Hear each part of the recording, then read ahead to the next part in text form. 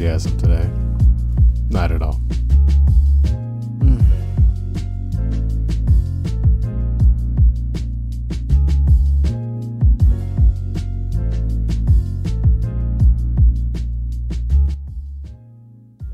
What is up? What is up? What is up, everyone who is watching now, who's gonna watch later?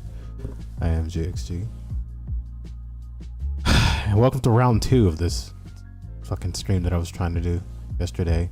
Holy shit. Holy shit. Distractions galore. I always find it funny how, like, when you actually want to be focused and motivated to do something, the distraction comes in droves. It comes pile up on each other. All right. You sit there and you're like, you know what? I'm going to actually like put some effort and some input into something. Nope. It's not going to happen. What's up, Chaos Kami? How you doing? I deleted the last 3 attempts yesterday because holy shit, was it terrible. This is also a new screen and a new webcam too. Just for angles like this when I going to do something, you know, going to enjoy something. You want to see my face bigger in live, or we make a bigger point. This is what we do. Hey, what's going on? What's up, Charlie? And what's up, everyone else? How y'all doing? It's gonna be a disappointing one today, hopefully. But I'm trying to be more organic, unlike last time where I was kind of stiff. I rewatched and almost fucking hurled. But it comes with the territory. The biggest thing you can do is just get back on it. Try it again. You know? Get back on it. Just try it again. That's why I'm wearing the same shirt. It's part of my pajama collection. Anyways, couple surprises besides the new webcam. I was giving you a larger view of what's going on, especially around this area. Hopefully, maybe one day I'll open up the window and we can see the PP Toms lurking around, trying to see what's going on. Trying to see what's in the background, or maybe like a day stream or something where you can see like the beautiful lush farmland behind me and whatnot. Not overtly privileged, but you get the idea. Anyways, let's introduce soundboard. Guess what? I got me a fucking soundboard. I got inspired by many other streamers who took their streams to the next level and decided to add a soundboard. So there's many things you're gonna be hearing, along multiple streams, videos, podcasts, whatever is in store in the future. So let's get to the first one. One of my favorites, an easy one to realize. Bruh. Every time you hear it, you know what it is. You say it internally. Every time you have to deal with the bullshit. You walk into work, you clock in, your fucking manager or your boss comes in and tells you to do some shit that you were not looking forward to do. In your head, you have to breathe. You take a deep, deep sigh, and you let out a bruh. This shit is stupid. Let's say if you got caught with your pants down, and you don't know like what the fuck, you're caught by surprise. Follow up by the bruh. Something stupid happens. Steve Harvey will take it away for you. Don't know what the fuck's going on. So hope you guys enjoy some of the delightful sounds and meme sounds from the soundboard. That's gonna be a real fun thing to do. All right, one you're probably gonna hear a shit ton, a holy shitload is nope. It's just not gonna happen. Especially now, my political journey is just been a big nope and another nope. It's just not gonna happen. Just not. All right, there's another one. It's a brand new one, and some old ones. You guys who've been like longtime viewers of myself are gonna recognize some of these sounds. So let's get through it, right? No, God! No, God, please, no! You probably won't hear that a lot, but no! No! Any fans of The Office out there? Huh? Oh, I see Peach. I recognize you. She's probably streaming, getting ready to stream, or just chilling out. All right, I see, recognize you all, and I love you all for coming back and giving me another shot. It's been a while. All right. So when we fail, when we heal failure, you may hear this a lot. You know, it's so long. Yeah, it has been a long time, if you meant by that. But if we heal failure, and now in this angle, you can actually see the puppy try to hoist distractions live. Nah, you'll see him. His bed is like, his little comfy couch is right there. He'll lay his head there from time to time. So you'll see him in the corner there. So hey, look, Enzo's now part of the show sometimes, if he's not getting on my nerves. Anyways, we fail at things. Oh, we heal failure. Here's what happens.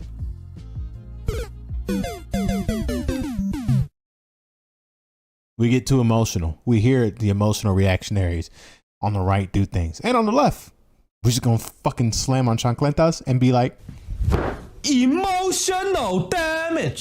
don't you love it? Oh, I love this soundboard. I gotta learn how to like use it like smoothly, but it's a learning process. Listening on Moby while I pack a move, but I'm here. I'll speak if spoken to. Hee. All right, now let's say like I say something. We say something, we hear something, right? It's a we stream. It's not just me. We say something, we hear something. Just stop it. You know, stop the record. We'll go on a rant. We'll do whatever we can, right? I'm sure you guys are already used to hearing that. You know, just stop. Hold the fucking phone. All right? Stop the stream. Let's get into this point. So, I'll try my best to make it seamless. That way, you don't see me like, oh shit, I gotta press buttons. But let's say someone's getting cooked. You know, we're roasting someone. You know, we're doing a live React Tyrone.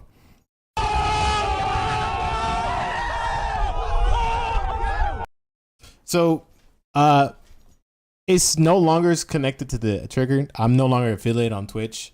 I felt that I was like, it was just too much. Like Twitch wanted too much and give back so little. So I decided just to get rid of my affiliate status. It was not worth it. And from what I hear now, they're even fucking over partners. So I don't know what the hell Twitch is doing. This is why we're simulcasting to Twitch, YouTube, Trovo. I was about to say fucking MySpace. Don't you wish that was still a thing?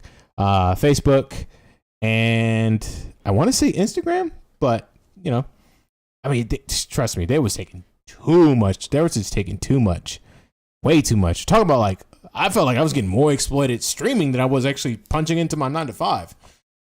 Like, make that make sense, you know? I looked at my bank account and was like, you know, the deposits from Twitch, and I was like, what the fuck is going on? You know, they said, oh, you just watch these videos and you're gonna get to bigger and better things. Twitch was telling me this, right?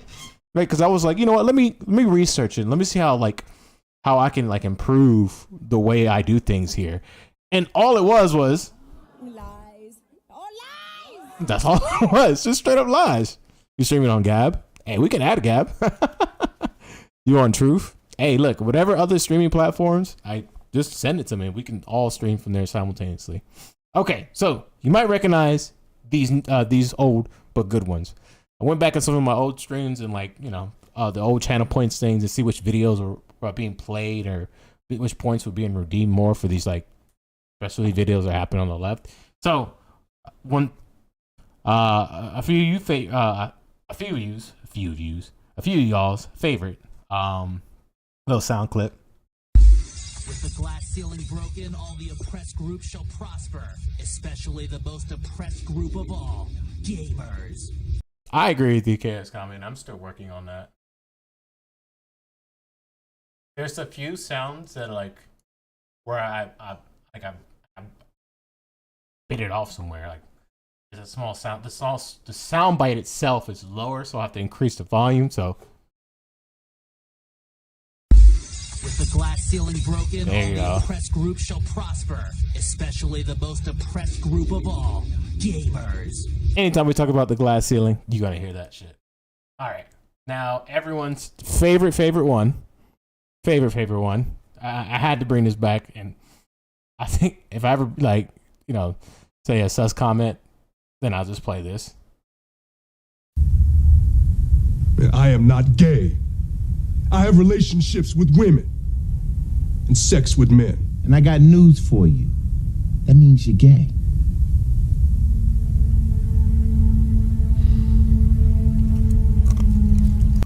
So if you ever catch me on being ultra sus, you know what it is. You know what you're gonna hear. That was a favorite for everyone. I'm gonna add Duro to. I was thinking about adding Duro to it, but I'm still fidgeting with the soundboard. I also had to add the bass trump. This was also played so many times during my political streams. May Allah awaken the people and help them to see the evil doings of Israel and the United States.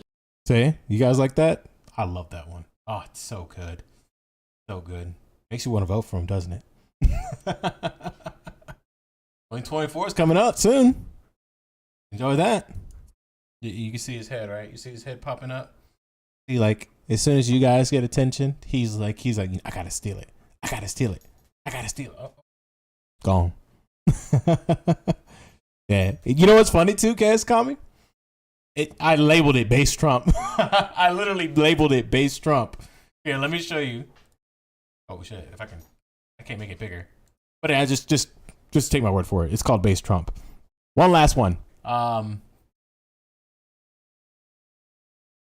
It's something that we all are.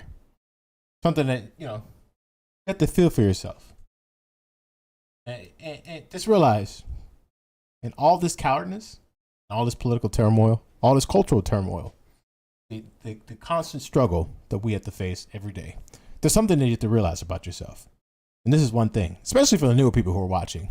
Really him. You're a victim. There we go, CSI. Super hot fire. God, I love that. I love that clip. All right, so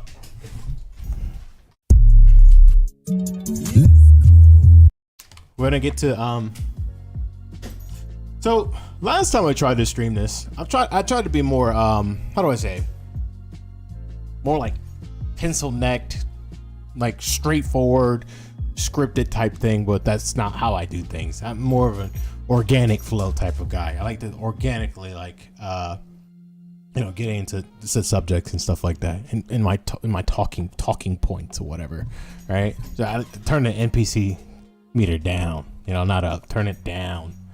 So in this stream, of course, it's a political black pill. The reason why it's called a political black pill is because I find myself not to identify with the common how do I say this correctly? Common opposing forces or ideologies, right? I try to exclude myself more and more from these ideologies because I find it troublesome and quarrelsome that people will go into long tirades, long rants about something that they probably wouldn't believe if given different circumstances of life. So I created the political black pill, kind of like a small little. It's also a play on words. It's kind of like a little small group of community of people who can see things from the outside perspective. Right? You can look at the left and right dynamic and sit back, pop out the lawn chair, and just and watch the car crash. Watch the chaos. And for this one, I'm just gonna name some solutions to navigate through this bigoted country. Now, the solutions that I'm gonna touch on are not gonna be like solutions in which it's the end all be all. Maybe you have a better solution. This is what the chat's for. This is what, you can donate, you can sub to the Patreon, whatever the case may be, whatever platform you're on, you can do all that to make your voice heard more, or you can just be on the chat and, we'll holler and shout you out as well. So this is, like I said, not the end all be all, but there's something to keep in mind, especially now of what we're going through, like this current recession. We can label it a recession, especially how the stock market has been crashing, as crypto's been crashing.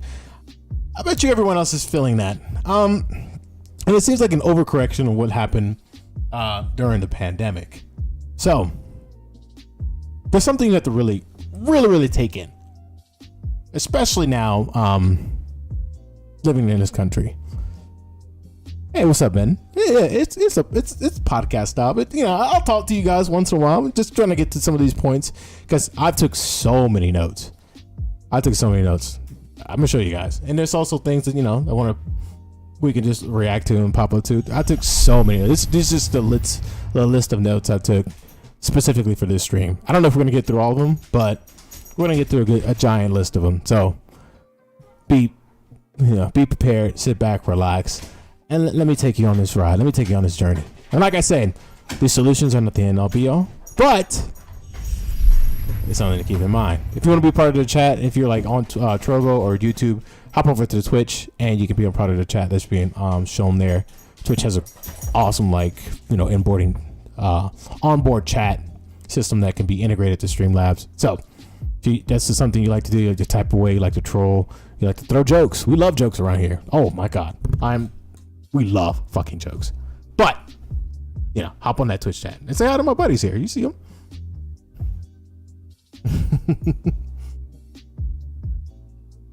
Oh, Gentleman Jack with Dr. Pepper Zero, of course.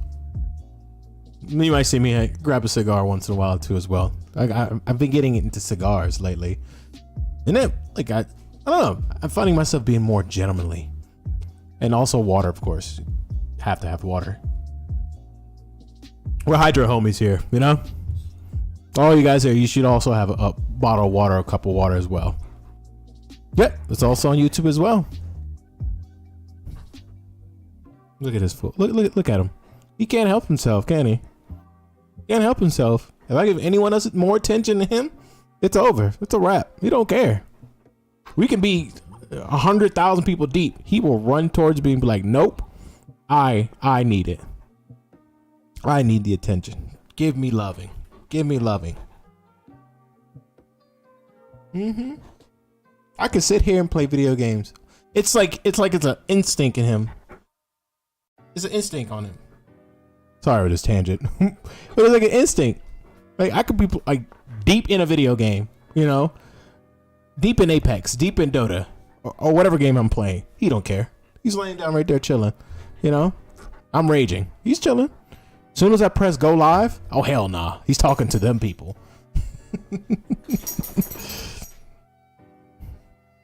Yeah, you think you're gonna stream when I'm sitting around? Nope. You think huh? Think you gonna stream G when I'm around, huh? And I need attention? Nope.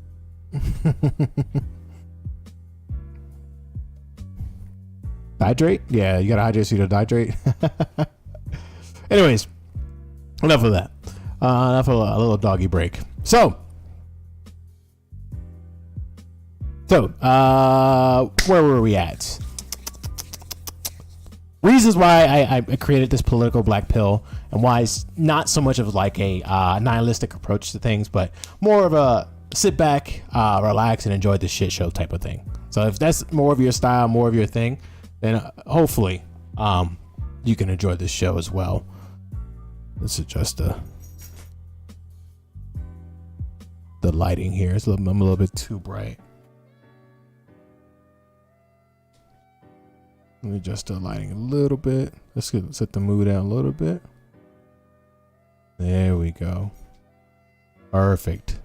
I'll be as far as I can, but I have to be at 6 o'clock in the morning for graduation. Hey, Big Ben is graduating. Let's go. Walk across that aisle. When they hand you that diploma, just look at them and just tell them all this was lies. Oh, lies. Good shit. Good shit, man. We're all proud of you here.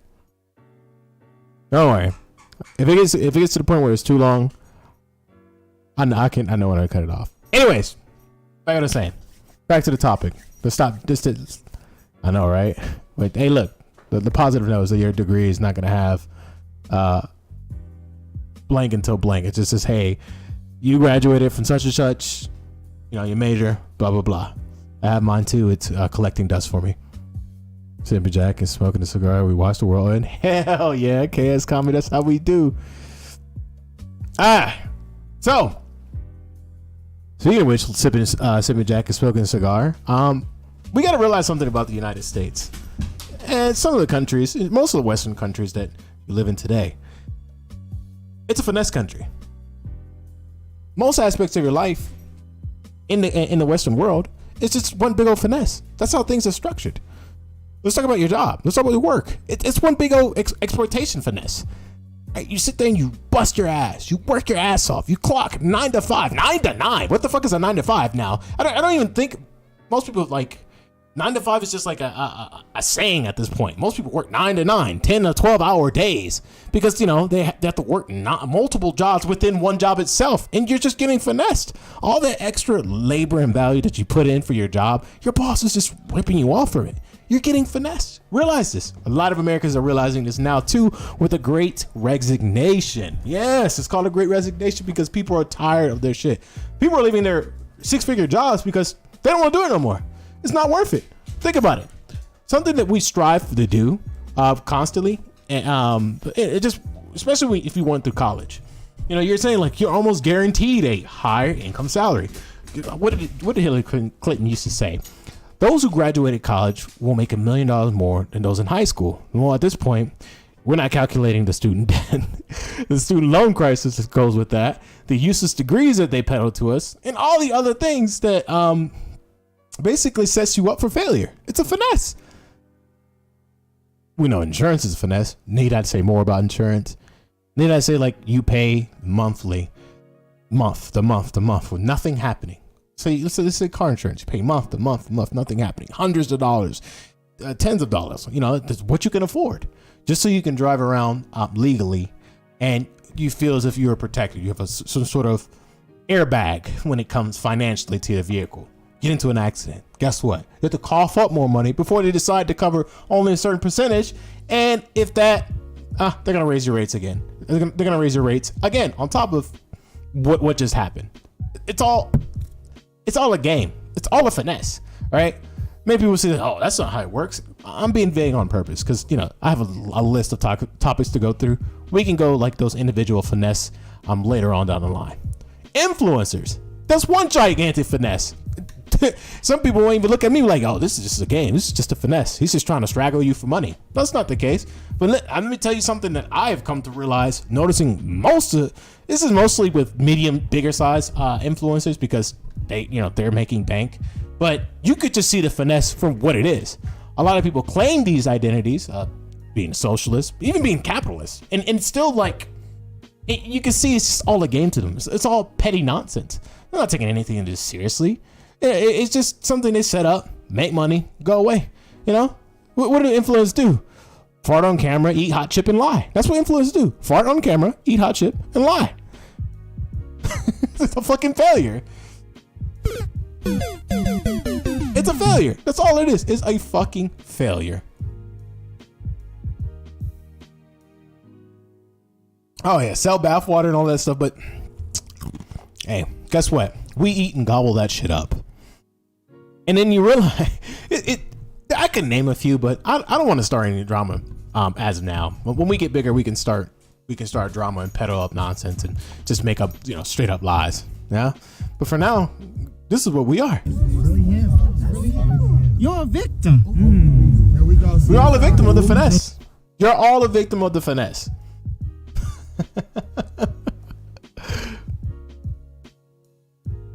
Shout out to all of us who subscribe to finessers, because I have to. There's some finessers I'm even subscribed to and send money to. I'm like, oh shit, they're lying to me. Oh, they don't give a fuck about any of this. It's only you know what? It's a small number, but the ones who are the ultimate grifters and finessers. They rack it in. They fucking rack it in. Oof. You know what? You know what's hungry? I'm kind of hungry myself. You know what sounds real good right now? Pancakes. Doesn't pancakes sound good right now? Pancakes sound so good. You know what I want? I want some cousin teas. I want some fucking cousin teas. Anyone want some cousin teas? You ever had cousin teas? It's like the most delicious, like, cholesterol raising pancakes ever.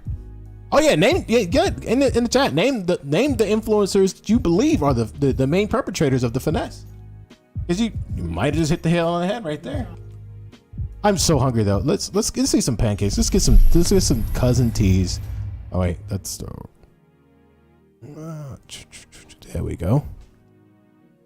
Oh, I also got the Switch. By the way, got connected to the stream, so that's gonna be exciting. We can play some Nintendo. Your parents say, "Hey, you playing on Nintendo again?" Yep. This time I'm watching someone's playing on Nintendo. Anyways, Cousin T's. Let's hit some Cousin I T's. have been waiting so long. This has been such a process. But ever since they took Aunt Jemima's face off of the box, I was pissed off. I think everybody was. I loved Aunt Jemima. But you know what? I decided to create my own pancake mix. I've been working on this thing for so long, since last year. And it's finally ready. It's finally done. It is called Cousin T's Pancake. Think about that. He worked so long on basically flour and milk mixed together, with a little bit of process. Yeah. Hey, Pancake mix. shout out to Terrence Williams, though. You know what I'm saying? I would love to come up with my own pancake buttermilk vegan mix. That sounds delicious. Y'all, this is a gourmet mix. A gourmet mix. It's not that cheap stuff. The good stuff, okay? This is the good stuff. Gourmet mix. I have a gourmet recipe. I have a quick mix recipe on the back also. I had to look to make sure that I put it on the back because sometimes I forget things. But you know what I didn't forget? I didn't forget to bring some really great pancakes to America. Y'all, these pancakes are going to be the best pancakes. You could just see his soul coming out of his body. This is an old video, by the way. Some of you might have already seen this, but this is an old video. And I just had to bring this back up because I was hungry for some fucking pancakes, Who doesn't like a good pancakes? And shout out to all the waffle makers, all the waffle people out there. You guys are psychopaths. You have ever had. You can also get the Cousin T's apron. I got it in blue and black. I got all kinds of stuff. But I'm going to tell you this. I respect the hustle. Okay? Cousin T's cannot be canceled. Oh, no. You can't cancel these pancakes. Y'all might have canceled the other pancakes, but you're not canceling these. Pancakes. Look at that. People. Man. Go to cousintees.com. There you go. The link is in my bio. COUSINTS.com. That you could definitely, most of you guys can spell. So look, hey, you have to respect the fucking hustle. As much as we want to bag on this, you have to respect the hustle. And pancakes are delicious. Except you waffle people. I don't know what's going on with you. I enjoy a good waffle nowadays, but I also am a sane human being.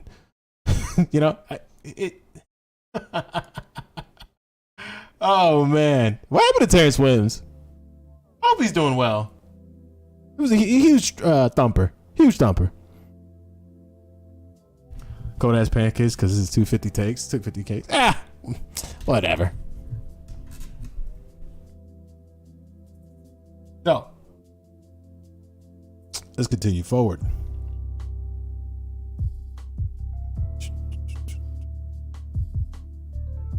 So we're talking about influencers, and then I got I got hungry and decided to look at some delicious Cousin T's. Maybe I should make that a clip.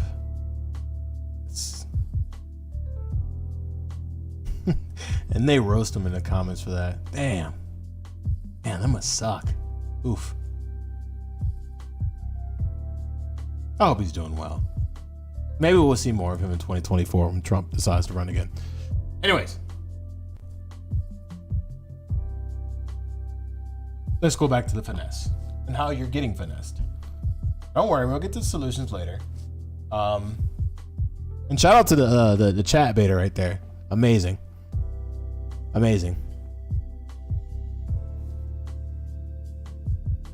love these betas. They're so unoriginal that I've been doing this for such a while, and also in real life dealing with it. It's just just tiring. It's so boring at this point. This is why I decided to make the political black pill, because these people's they know nothing but annoying it. They know to do nothing but annoy you. Okay. All right. So the finesse of this country: buying your normal necessities. Oh, things are getting way more expensive. Oh shit, it's getting way more expensive just to buy the goods and services that you've come to have comfort with. Things are collapsing within itself in terms of our day-to-day consumptions. So we already know about the baby formula shortage, food shortage is coming up, and all these other wonderful things that are basically hitting our wallets really hard. Milk, a gallon of milk used to be $2.50, $2.75. Now it's about $4. And don't even get started on alternative milk, especially for all those like who are lactose intolerant, or choose to have a more plant-based lifestyle. Oh God, we're getting screwed. We're getting screwed hard. Bread. Sometimes I'm surprised that bread kind of like is teetered a little bit. Maybe when I'm around. It's probably a different story from where you're from. But all our basic necessities. Gas. We need gas. You need to get back and forth to the grocery store, to work. Now that's getting more expensive. That's a job in itself. Hell, they're gonna start like hiring people just to bring gas, deliver gas to you. That's gonna be another thing Uber Eats and like DoorDash is gonna do. Like, we're gonna bring you a gallon of gas, so you don't have to drive around. It's gonna get to the point where that's gonna be now like a new service. Gas is too expensive, so we're gonna pay someone who's willing to put gas in their car to give you gas. Watch, it's gonna happen. It's going to happen. The basic necessities of what we need in life. Hey, what's up, Nano?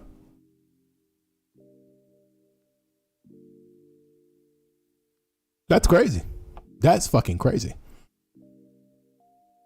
Nano band clips for dry events. They used to be $1.60 for two. Now they're $6.50 for tote.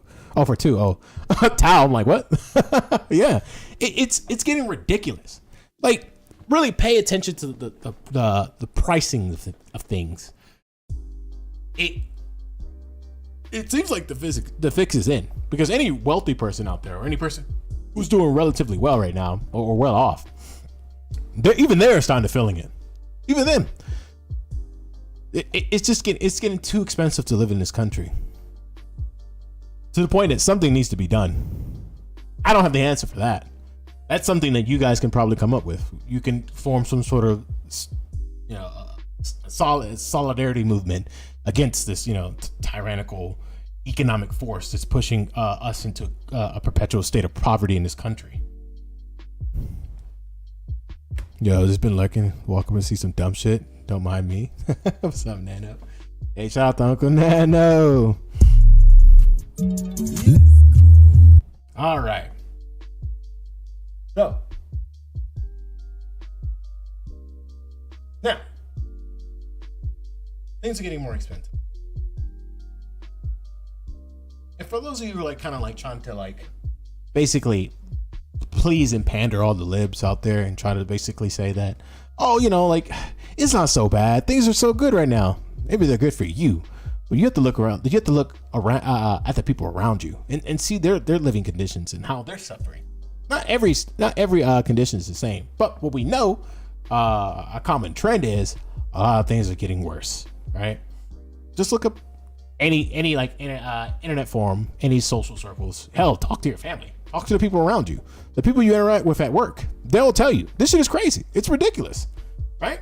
So, but you have in this country, if you live longer than 20 plus years here and poverty hasn't taken your life, you should be realizing this is just a finesse country. You're getting finesse.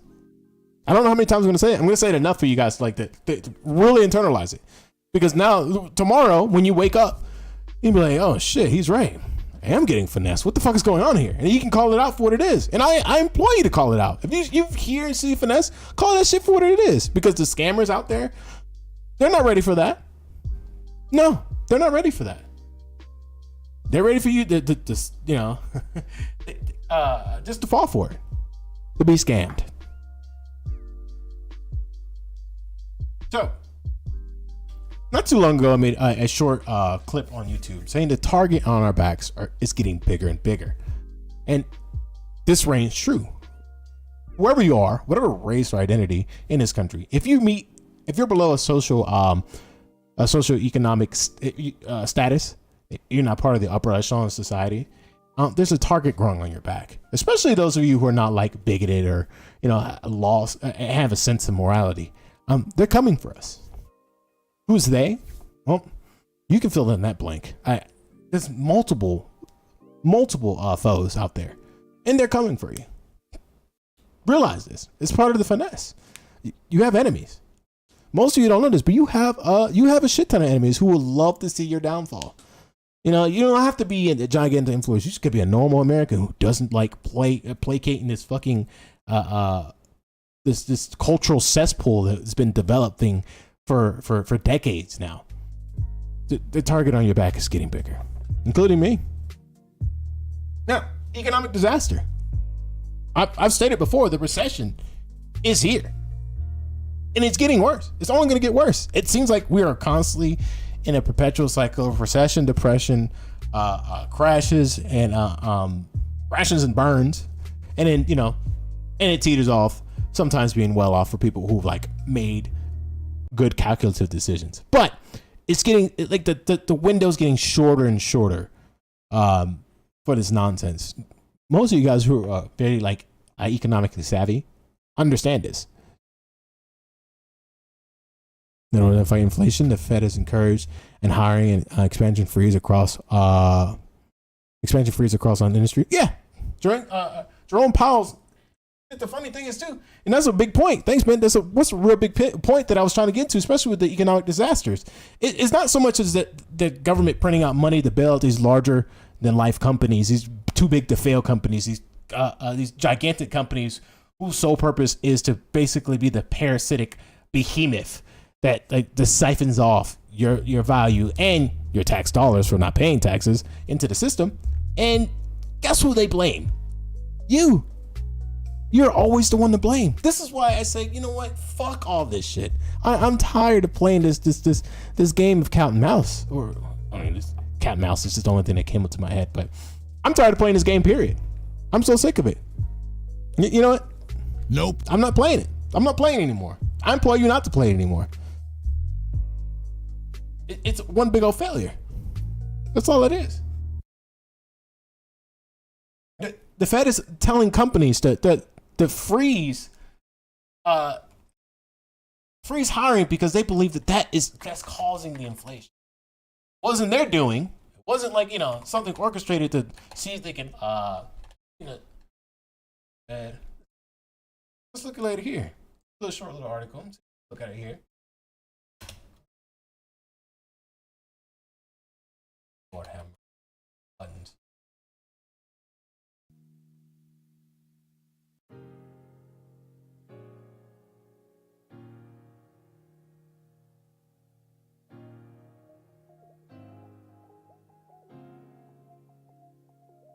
An article from YouTube. Unemployment rate may need to tick higher in order to bring down inflation from record levels. That's at least according to Cleveland Fed President Loretta Mester, who spoke to our very own Brian Chung today about how the Fed plans to navigate that soft landing. And Brian's standing by for us live in Florida. Brian. Fair use, by the way. I don't want, you know, Yahoo to come after me. But yeah, it's happening. And just listen to the rationale for this. Listen to it. A lot of people are going to speak is just sit back. Just sit back and listen to it.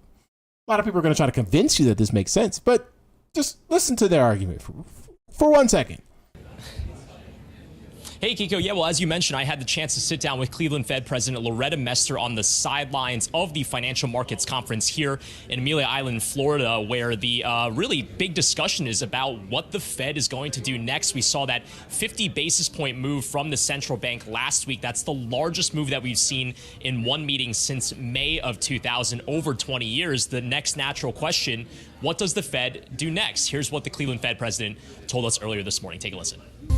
Well, there's always something on the table, right? And, you know, the chair in the press conference said that he was comfortable with, you know, moving another couple of meetings at 50. I'm certainly comfortable with that.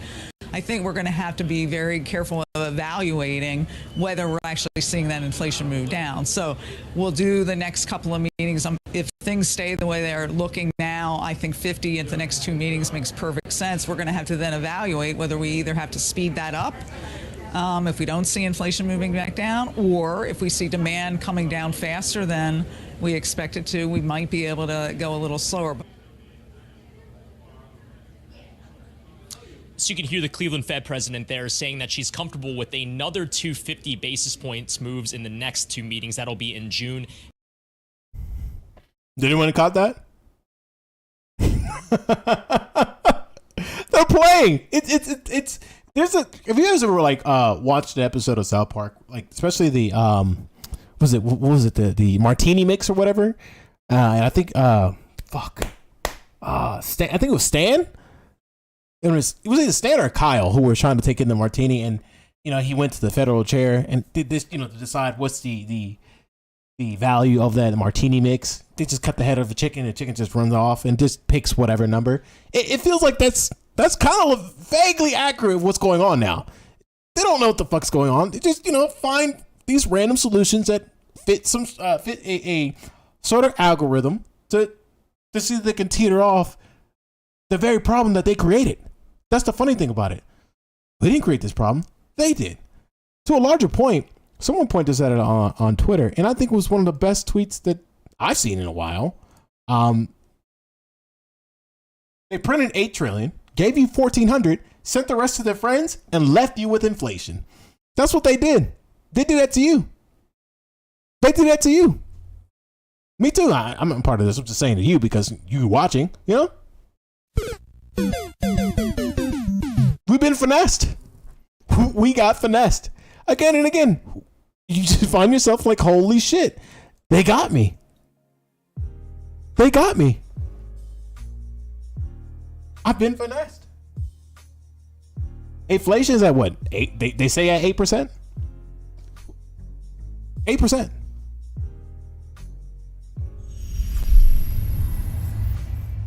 I don't think you guys are really internalizing this as much. You were certain economists, certain certain people who study the economy very rigorously. They're starting to find that the wage growth itself is at the negative, meaning that the money that you make, those hours of blood, sweat, and tears that you pour into your boss, you're getting robbed even more from the back end that you don't even realize it. I believe it's 8%. I don't want to lie to you. Let me check. All right.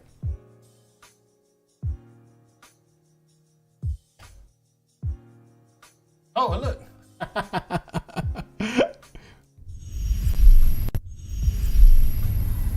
What's today's current inflation rate? The U.S. inflation rate is 8.26% compared to 8.5% last month and 4.16% last year. And some chatters worried about white males being being called out on the internet, thinking it's called legal racism. You see the dynamic here? We're talking about your current lifestyle, your current situation. What's going on in your wallet? What's going on in your wallet? And people are worrying about this other stupid shit. But we'll talk on racism, the subject of racism, especially what happened in Buffalo and all the other targeted hate crimes and terroristic acts, mass shootings, towards certain groups of people in this country. We'll talk a little bit about that. Yeah. You might as well say 8.3. Yeah, 8%. Doubled. It doubled. It doubled on you. When you're sitting there trying to catch your breath from the pandemic, you're sitting there on the respirator. Guess what? Guess what else? You got hit with another bill. Your inflation doubled. And guess who has to foot the bill? You do. You do. Oh, they're coming for all the things you love and care for. Oh, they're coming for them. Oh yeah, they love going in your pockets. They love that shit. For them, you are an unlimited resource to be damned and executed in the altar of capitalism. That's what you are. People say people say, oh, you're just a cog in a machine. I won't even say we're no longer cogs in this machine. Nope. You're the sacrificial lamb in the altar of capitalism. So they can reap all the rewards that they can, buy the newest yacht, fly the biggest plane, and send money off to their Nazi counterparts. Isn't that right, Nancy? so pleased that Mr. Meeks, the chairman of the Foreign Affairs Committee, isn't it right, Nancy? impact that it is having on food for the world. So when you're home thinking, what is this all about? Just think about when I was hungry, you fed me, in the Gospel of Matthew. It also is so pleased that Mr. Meeks, the chairman of the Foreign Affairs Committee, was with us because we talked about saying $40 billion to a different country that you've never stepped foot in. You've barely met any Ukrainians around this country. $40 billion. $40 billion. What's the number to end homelessness in America again? What was the number? How much do you need to spend to end homelessness? How much do you need to spend to end homelessness? How much would it cost to end homelessness in America? In this article, it estimates. Come on, let's get to it. We know about this. We've spoken about this before. Let's get to the number. Come on. Oh, God, I hate these type of articles where it's just super long-winded for no reason. $20 billion. $20 billion to effectively end homelessness. At least according to the HUD. I don't even know where this is from, actually. But I think that's a given. That's the, yeah.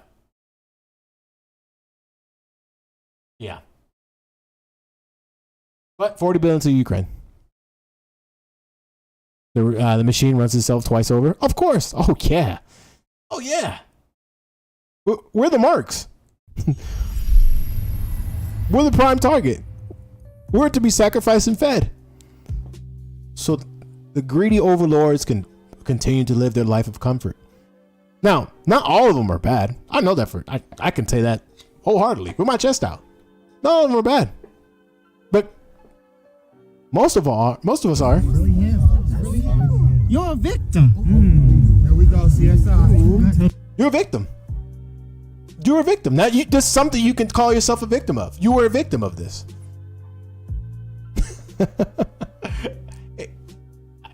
Need I say more? And then they're thinking about sending more money to Ukraine. But you know what? It's a how do I say this? It's in the best interest of national security for us to secure our relations economically due to our economic strength as one of the richest countries on the planet, to make sure our allies have sufficient have their necessities covered sufficient enough so they can continue forward as being the sovereign nations and also our backed allies. Don't you love that? Oh, it's easy being a liberal. It's easy being a lib.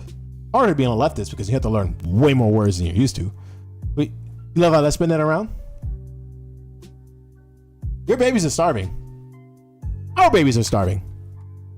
Our babies are starving. And guess what? They're sending more. They're going to send more. They're sending more. They're sending more. It's a goddamn shame. It's a fucking goddamn shame. Our babies are starving. Your friends, I see people now at work frantically trying to get, formula. What asking me, someone who male, clearly doesn't have a child yet, and they're asking me, what do I do? I don't know. I'm an underpaid, overwork worker in this. I want to say minimum wage. I guess it's minimum wage. Not really. But I'm an underpaid, overwork worker. I don't know. Shit, if I would be in the same predicament that you are in, but they're sending $250 million to Ukraine. They don't give a fuck about you. They don't. Because you know why? You served your purpose. And you've been serving your purpose. Being the pack mule for the oligarchs in this country. I start pumping. Yeah. It's crazy. And I bet you next week, you're going to read another article about what they're going to do and send more money to other different countries. And that's all you can say to yourself. Nani? The fuck? Our baby formula production plant is going to be up and running in the next week, according to the FDA, who just struck a deal with the plant owners. They had to shut down due to bacterial growth in the vat.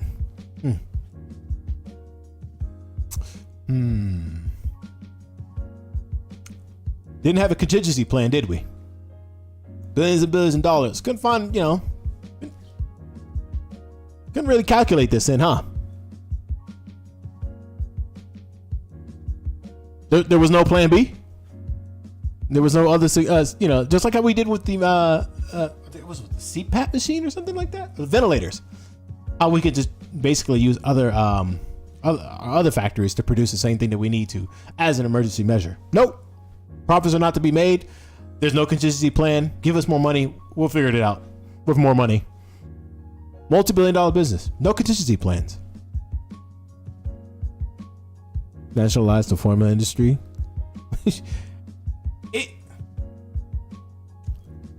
No, I didn't hear that. Ice doesn't really matter. I don't think someone that huge give a fuck about what I have to say about this situation. We don't do drama here, by the way. We don't try to drama bait into things. Let's not do that. You don't have to ban them or nothing. But let's get back to the main topic at hand. I'm a dreamer. Nope. Our short-term emergency industry is god awful. Oh yeah, of course.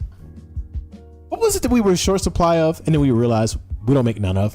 Vaccines. It's all this fucking shit show. Our living conditions are just getting way too expensive to even bother at this point.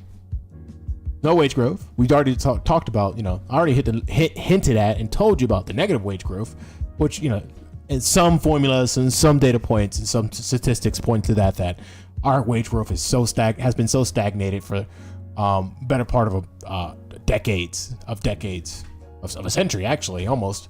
And it's negative. They're taking more than they even give you. That's why they can live that lavish life of luxury while you suffer, while your child goes hungry because you can no longer feed them. Remember, during the pandemic, we were throwing away a shit ton of food. We were. It's something I covered on one of my streams. We were throwing away potatoes, dumping out milk because it's not profitable. There was low demand for it. There was no money to be made for it. So what? We're just gonna dump it. Just, we couldn't just give that away. We couldn't just donate that. We couldn't just package and stuff like it. Just didn't make any economic sense from a profit standpoint. Just didn't. Now look where we're at, a food shortage. A food shortage. Hey, government, can you stop doing all these stupid things and giving so much money to these major companies who don't even make contingency plans for something going on in their vats? Nope. Okay. Could you give us a bit more of this economic relief? Nope. Could you stop blaming us for all the woes that basically you and your buddies at Wall Street and major companies orchestrated? Nope. Stupid. Take it away, Trump.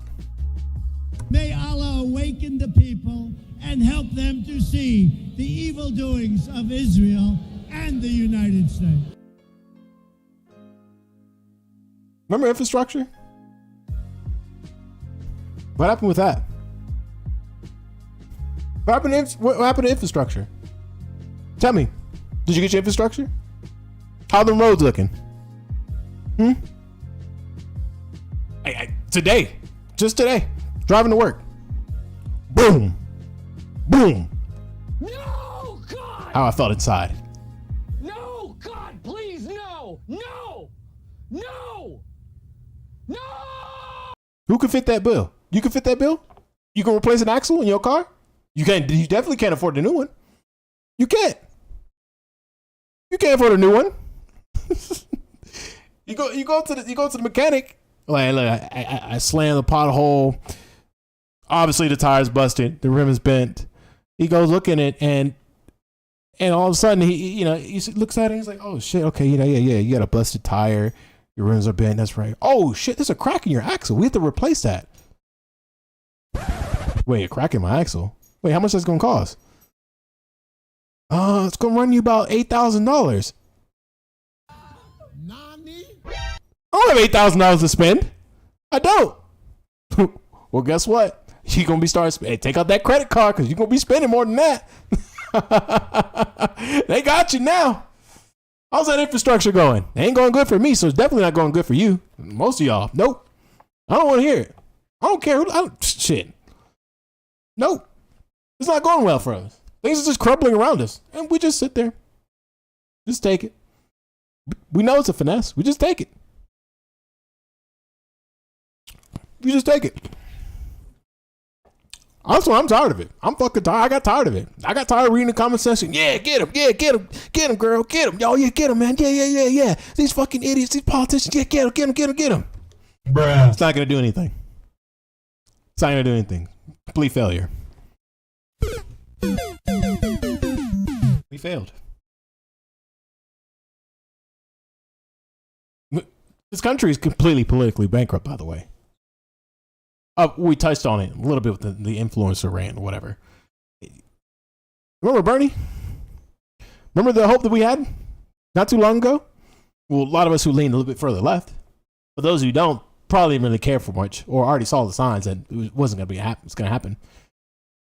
We wanted him to be president. We wanted all these, we wanted the progressive movement. We wanted the squad to succeed. Some of them did. And guess what we found out? You're a victim. Here we go, CSI. We got finessed.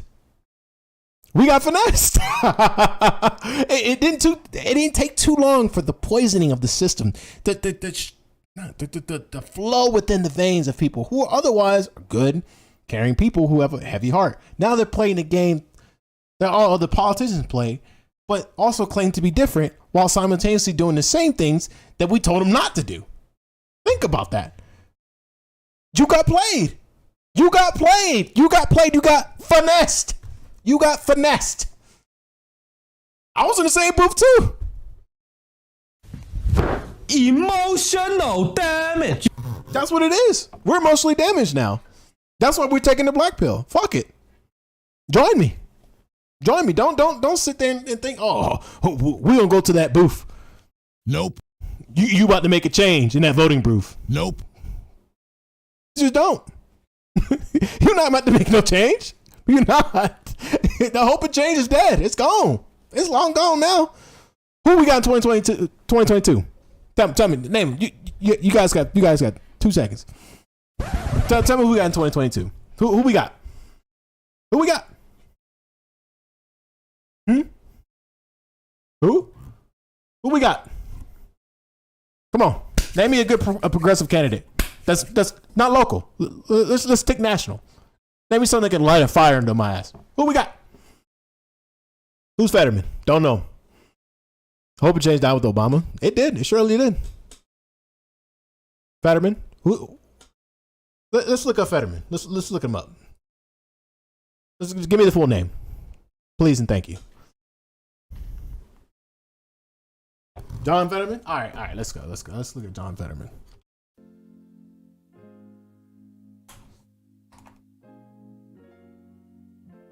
All right.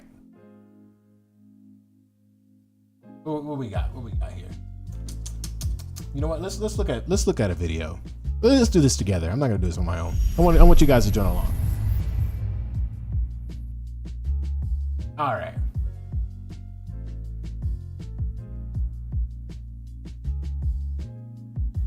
Jack the winner 2 days ago. Oh, congratulations.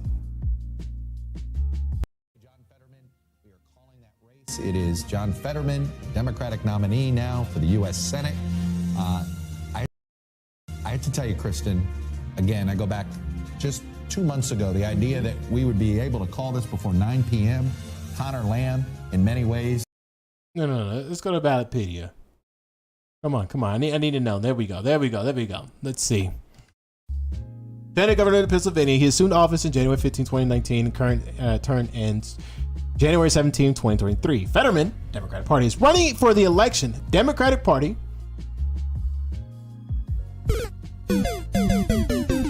Democratic Party is running for the election in the U.S. Senate to represent Pennsylvania. He is on the ballot in general election of November 8th, 2022. He was on the ballot for the Democratic primary in May 17, 2022. Yay. Yay. Serve as president, said he ran on a joint ticket on the gubernatorial nominee, Tom Wolf, lieutenant governor, battleground election. Okay. So I need to know positions. What is his positions? Does someone got a link or something? He has the dates of every murder in his town tattooed in his arms. Oh God. Okay. Let's go to official website. Look. I didn't even know this guy existed. Remember, excite me. Play with me, fond with me. I am not gay. I have relationships with women and sex with men. And I got news for you. That means you're gay. I'm trying to find his political position. There we go, priorities. Okay, key initiatives.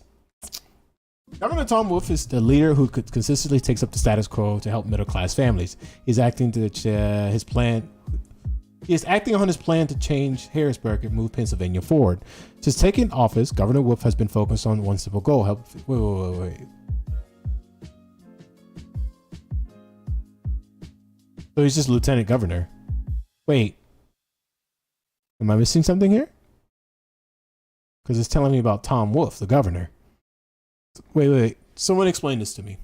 I might have like a brain fart, maybe like a complete idiot right now. Someone explain to me. This is Tom Wolf. So Fetterman Lamb received the most campaign contributions and media attention. Pennsylvania is one of the 2 states in the United States Senate election in 2022. Republican incumbent President Joe Biden carry on, blah, blah. Fetterman's okay. So now he's on. He basically won his primaries, and he's. I thought he was mayor. Oh my God.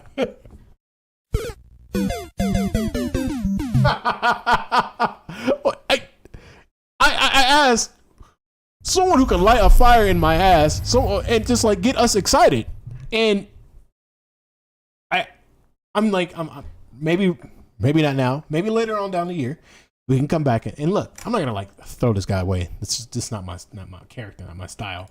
But I go to the website, try to find out a little bit more about him, but then I'm learning more about Tom Wolf.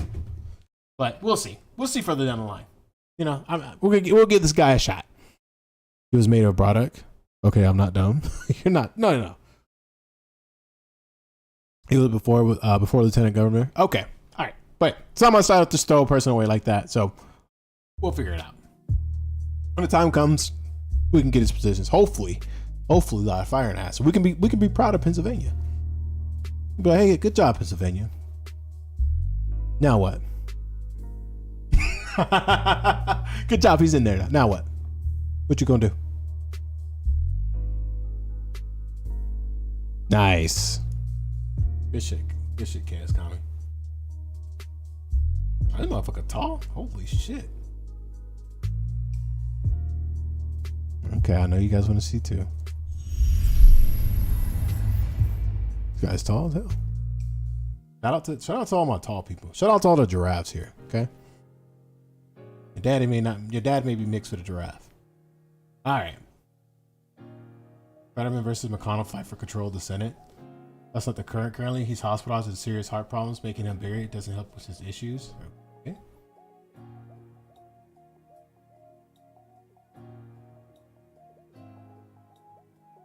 Election day should be a national holiday. Okay. I want to know his positions though. When dripped out politician, I need to know his political ideology. I need to know what he stands for. Besides being 6'9". Let's see. 100%. Okay, let's look at the announcement then. There's a lot of great towns in Pennsylvania that people living there feel like their best days were a generation ago or more. No one deserves to be abandoned. These communities deserve to be helped. You are the mayor of Braddock, Pennsylvania, correct? Correct? That's correct. Okay. Real estate prices have What's that, dropped 50%. Correct. The population has fallen from 20,000 to 3,000. You're encouraging people to move there. Okay? All right. So I'm sold. But for people who don't get it, sell us on Braddock. I came to Braddock, 20 years ago because I wanted to work and fight against the inequality that I saw raging in this country. Braddock was a marginalized, wholly abandoned community. But that's exactly where I wanted to spend my career. Fetterman wears Braddock on his sleeves. Shout out to my man. He says, you know what? Fuck it. In life, I'm playing on hard difficulty. All right. I'm playing on insane mode. Right. That's what he said. He looked at the city and was like, you know what? Tough times make tough men, you know? The zip code tattooed on one arm, the dates of murders on the other. The things that I learned, in Braddock is that every place matters. No place deserves to be written off. These places across Pennsylvania feel left behind. They don't feel part of the conversation. That's why Donald Trump went to these small counties and held these big rallies. We cannot afford to take any vote for granted. We cannot afford to take any place for granted. Whether we're in a place like Braddock or a place like Emporium in Cameron County, the smallest county in Pennsylvania. Talk is cheap, but for the last 20 years, I've been working to represent, rebuild, and to advance these places. As the community marks an important 5-year milestone, people are really starting to have hope. Tomorrow will represent the 5th anniversary without a homicide in town. U.S. Steel plans to invest $1 billion in its Mon Valley works and make them the most environmentally friendly in America. History was made in the Democratic primary for lieutenant governor. John Fetterman won the 5-way race among Democrats. He's a different kind of character, I'll tell you. Yeah, well, that Western Pennsylvania registered Democrat, but voted for Trump. Fetterman can get a lot of those votes. We don't have to agree on everything, but I will always tell you what I believe is the truth. I'm going to fight not for one part of Pennsylvania, not for one party of Pennsylvania, but for one Pennsylvania, just the way I did as mayor, just the way I'm doing as lieutenant governor, and just the way I would as your next U.S. senator.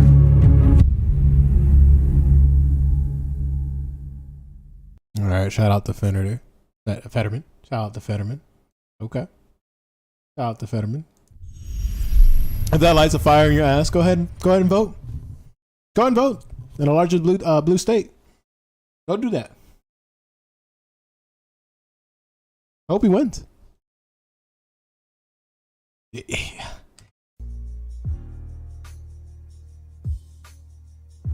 I reserve my judgment. I reserve my judgment. I don't like what do you guys said? He's a good dude. Hey, I don't doubt that. Most of these people are good people. At first. But we'll see. We're gonna see.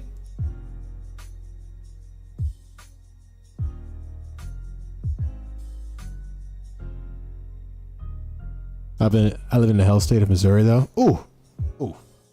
Now that's a place we need to go. But like I said, after seeing that, I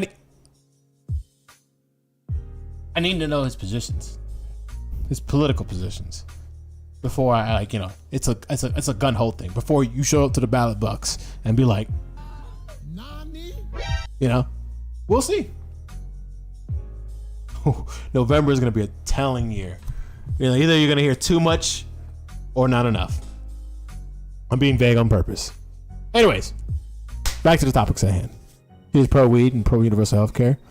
But is that going to happen? As a senator, is that going to happen? Man, it's a whole different beast now. As a senator of the United States, it's a whole different beast. Nope, not today. You see, you guys like that? But they call them poverty stains when I went to the prep school. But bleach stains on your pants and stuff.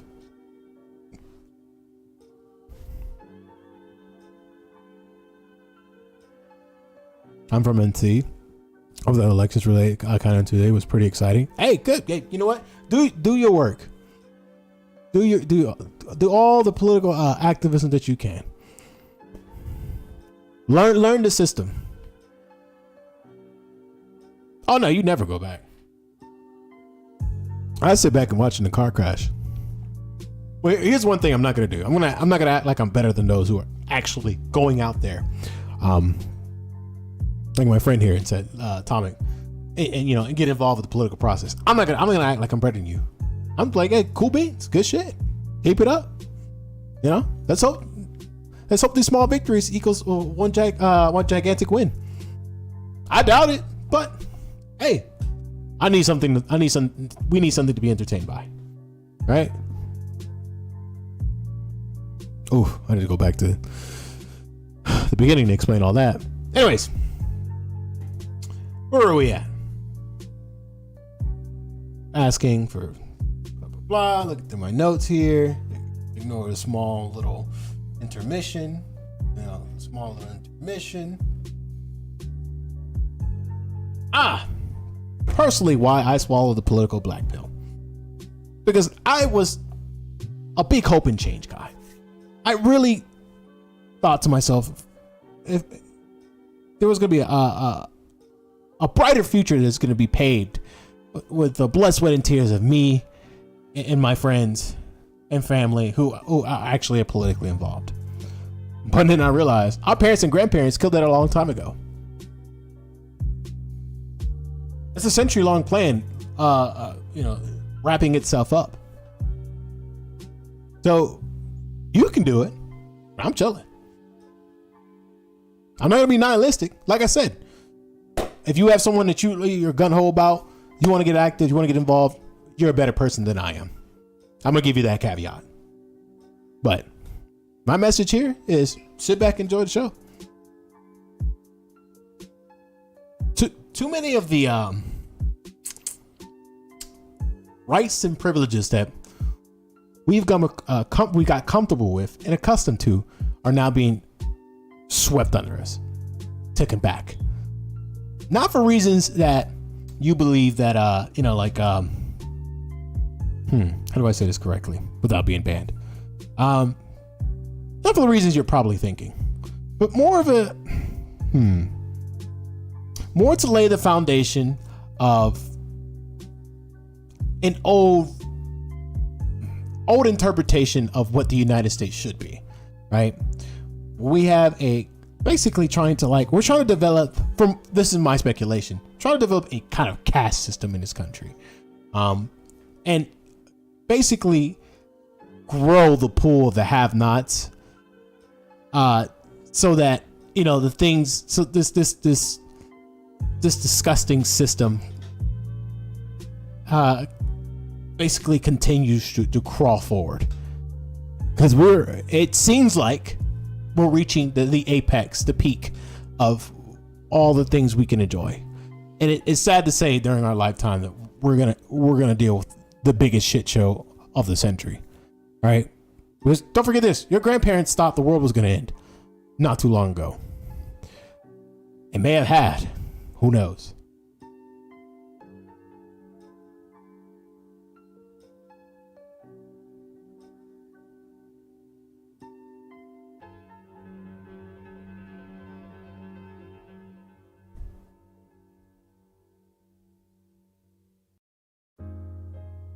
Let's see.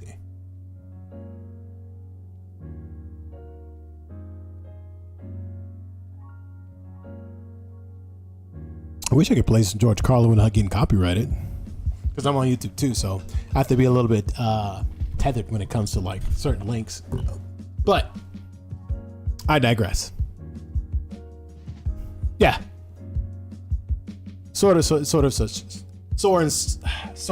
political black pill. But it's not a complete nihilistic take. I'm trying to reapproach this how do I say this? This black pill per se. It's not more like a nihilist, like everything's an end, forget everything. Or no, I'm just like sit back and enjoy the car crash and understand the realities of our current situation. Yes, It's not a complete slash in the middle of like someone was alluding to, like, so, like, you know, people living out. There's people living in mansions and people being homeless. No, of course not. It's a slow decay. It's a progressive cancer in our society, and now we're reaching to the point of it being terminal, it being no longer able to be mended or fixed or mediated. All the bandages are soaking wet. It's not. You have to interpret this with giving the nuances of life. It can't be so binary, and that's what's the biggest failure in most people, and that's why we see a lot of divisiveness when it comes to our conversation when it comes to politics. This is why, like, I'm saying, like, take the political black pill, sit back, pop up a lawn chair, and enjoy the car crash. Right? If you want to get active, fine. That's on you. That's good. No one's telling you not to do shit to change what you can believe can change your lifestyle. No one's telling you to do that. I'm not telling you to do that. But I'm telling you what I'm going to do. And if you want to join it, that's fine. That's cool. See, there's no. You're not balled and chained into this this message. You're not. You're a free and open human being to do what you want and think what you want. But when we see the results of that and it's other failure, oh, we're gonna talk about that too. All right. Now,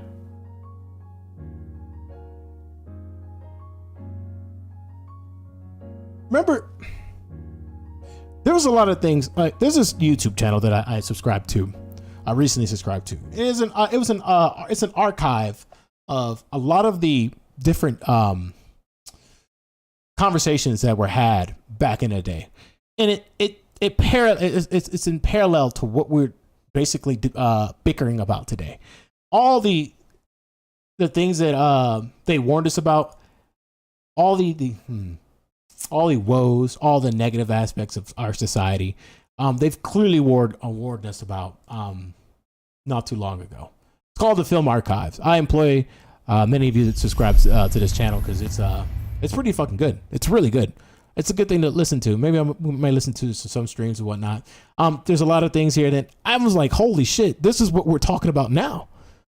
You know, there's topics like, why should I bother to vote? Mayor Bernard Sanders. I strongly disagree with both of my opponents on the issue of what we should be doing for low-income people. And I'm very proud of the record that we've established in the city of Burlington, where we developed a wide range of programs to benefit low-income people without the kind of resources available here at the state of Vermont.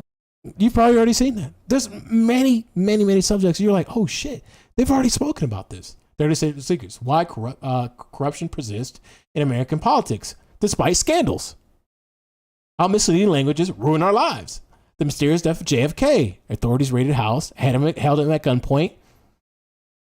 We're going to watch some of these, and later down on the line. But most of these messages are of people with way more qualified than most of the influencers you listen to now, speaking about what is going to persist in the future if we continue on this perpetual roller coaster that has a brick wall at the end.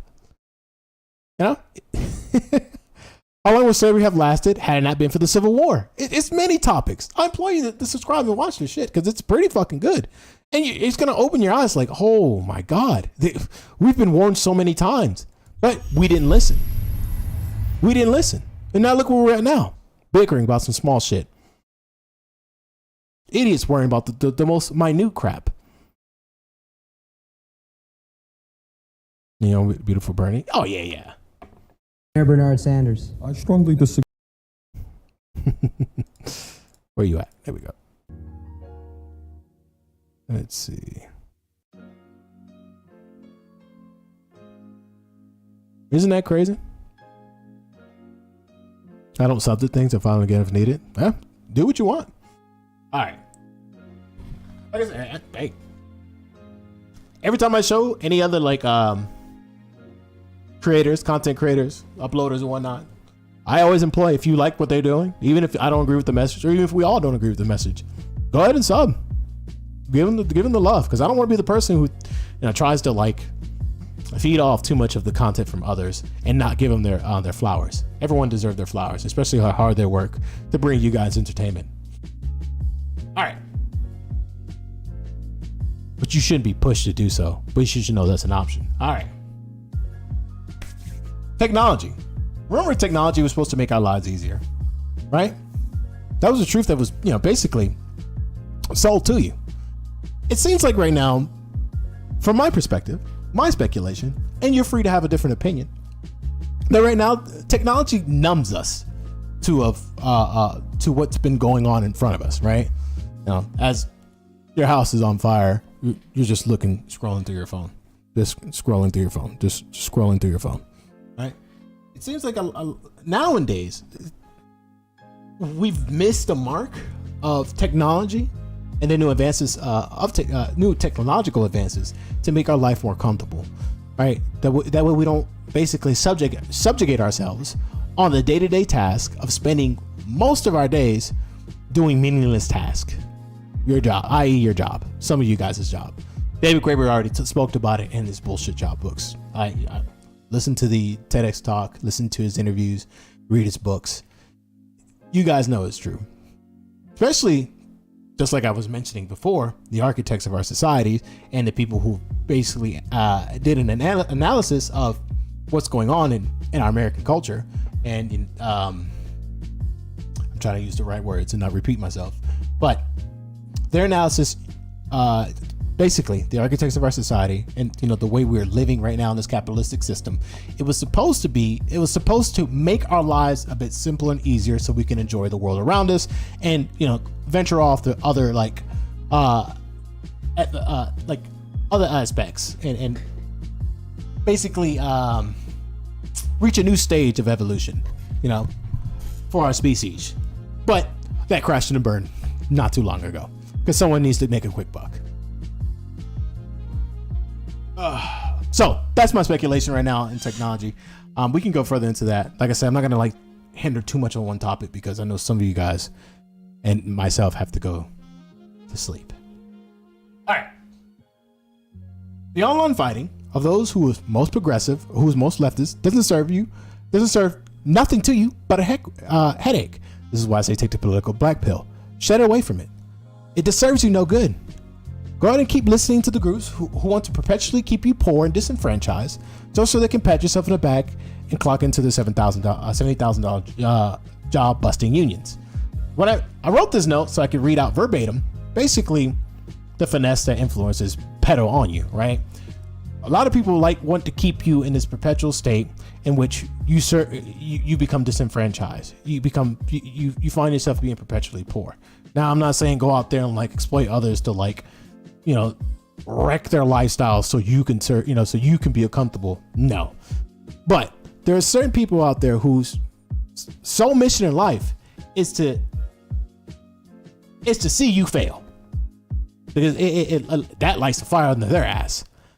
And these online discourse and these online debates, especially Twitter, not more like live debates, but Twitter debates when you're sitting there and you see this long thread of people just going at each other for minute reasons that don't mean anything. It doesn't serve you any purpose.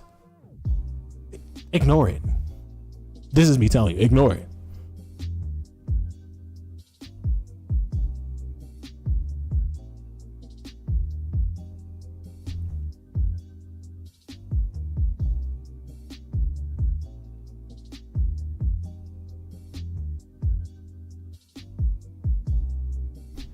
I'm glad you guys are way more active on the chat. All right. We can touch on racism later. Let's do that. Let's touch on racism later. Oh, no, this is what I'm going to talk about. Racism. No.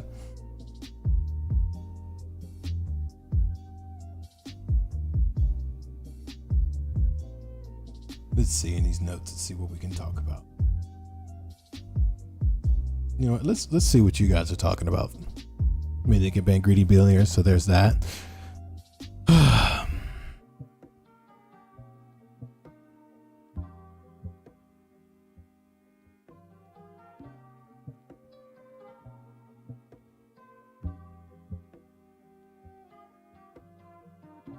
Now, don't get me wrong when I'm saying about technology being like, see, like this is the problem with binary thinking. When I state something, it doesn't mean like the other things that, it doesn't mean like all other things that are opposite of it, I hold to myself to be a value. What I mean by that is, we know it's been a tool to basically excel our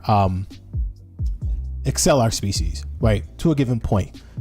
And this is what I mean by this point about technology is basically numbing us to the world around us, right? It excelled us to the point where it's been globalized. Communication has been globalized. Our economy has been globalized, right? And it served a wonderful purpose in which we can all interact with each other. That way we know what's going on around us. That way we know everyone else's, not true feelings, but feelings for a certain given event. That way we can, logically conclude things that otherwise, with like certain facts that otherwise will be lost to, right? Especially what's going on in different countries, because, believe it or not, we're isolated. It's kind of isolating living in here, for now. But it seems like now that's been like the technologies to basically keep you distracted has been excelling instead of the technologies to bring you comfort. True comfort in terms of you can take more hours back. Instead of working 8 hours a day, you can start working 5 hours a day and not, be basically homeless.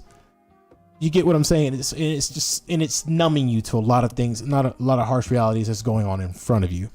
That's what I mean by that. I don't mean by it's like, it's completely, I'm not gonna be like a boomer take like, oh, these kids in their damn cell phones. I'm just trying to paint a picture vague enough so, you can fit in, I'm trying to build a puzzle where you can fill in the other pieces yourself, right? It's harder. I can't, if I sit here and talk about these things, point by point, in the most intrinsic way, in the most like detailed oriented way possible, you wouldn't have time to watch it. You just wouldn't. All right. I gotta be entertaining too. I would tell you hello, but I have a headache, so I'll be tapping out for later. Take care. Thank you for stopping by 600 points. Probably not just a thing needed, just feel like discussion boards. Yeah. Look, and if you feel something, call me out. And I can be more specific about it. I need that. I need that feedback. I always need that feedback.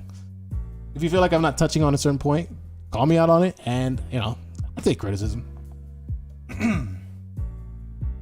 Friends don't let friends become Chinese billionaires.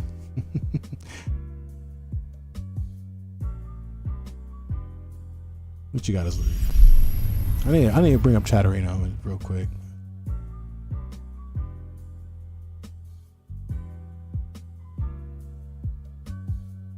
There you guys are. All right.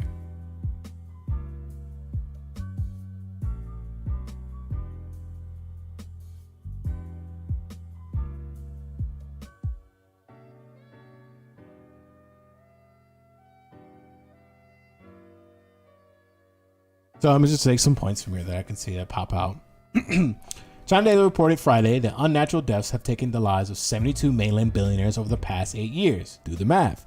Which means that if you're one of China's 115 current billionaires, as listed on the 2011 Forbes billionaire list, you should be more than a little nervous.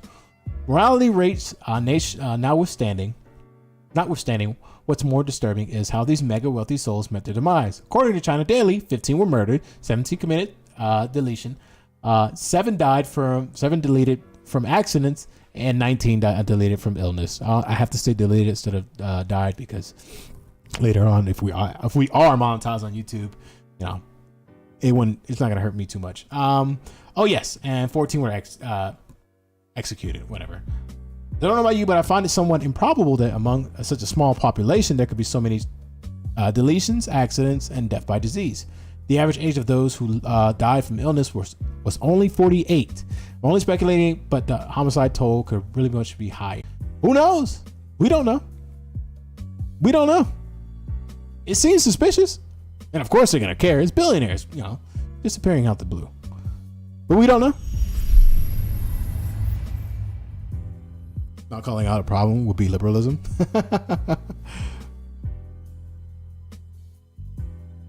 Can pretty much get an education on YouTube these days. You can, but the same old structure, sitting down at a desk, studying, letting someone who's like, who has an aptitude for teaching and the art for teaching, serves a longer way sometimes than YouTube. With YouTube, you're learning you're leaning a lot on trial and error, which is a great experience builder. But having like a teacher or tutor right there in front of you who's done the trial and error basically minimizes that risk of error being catastrophic, right? You could be in your chemistry class trying to make a volcano, vinegar and baking soda, and all of a sudden you mix, vinegar and ammonia, and all of a sudden you're cooking meth. The cops come in and it's over. It's over. I'm being funny, okay? All right.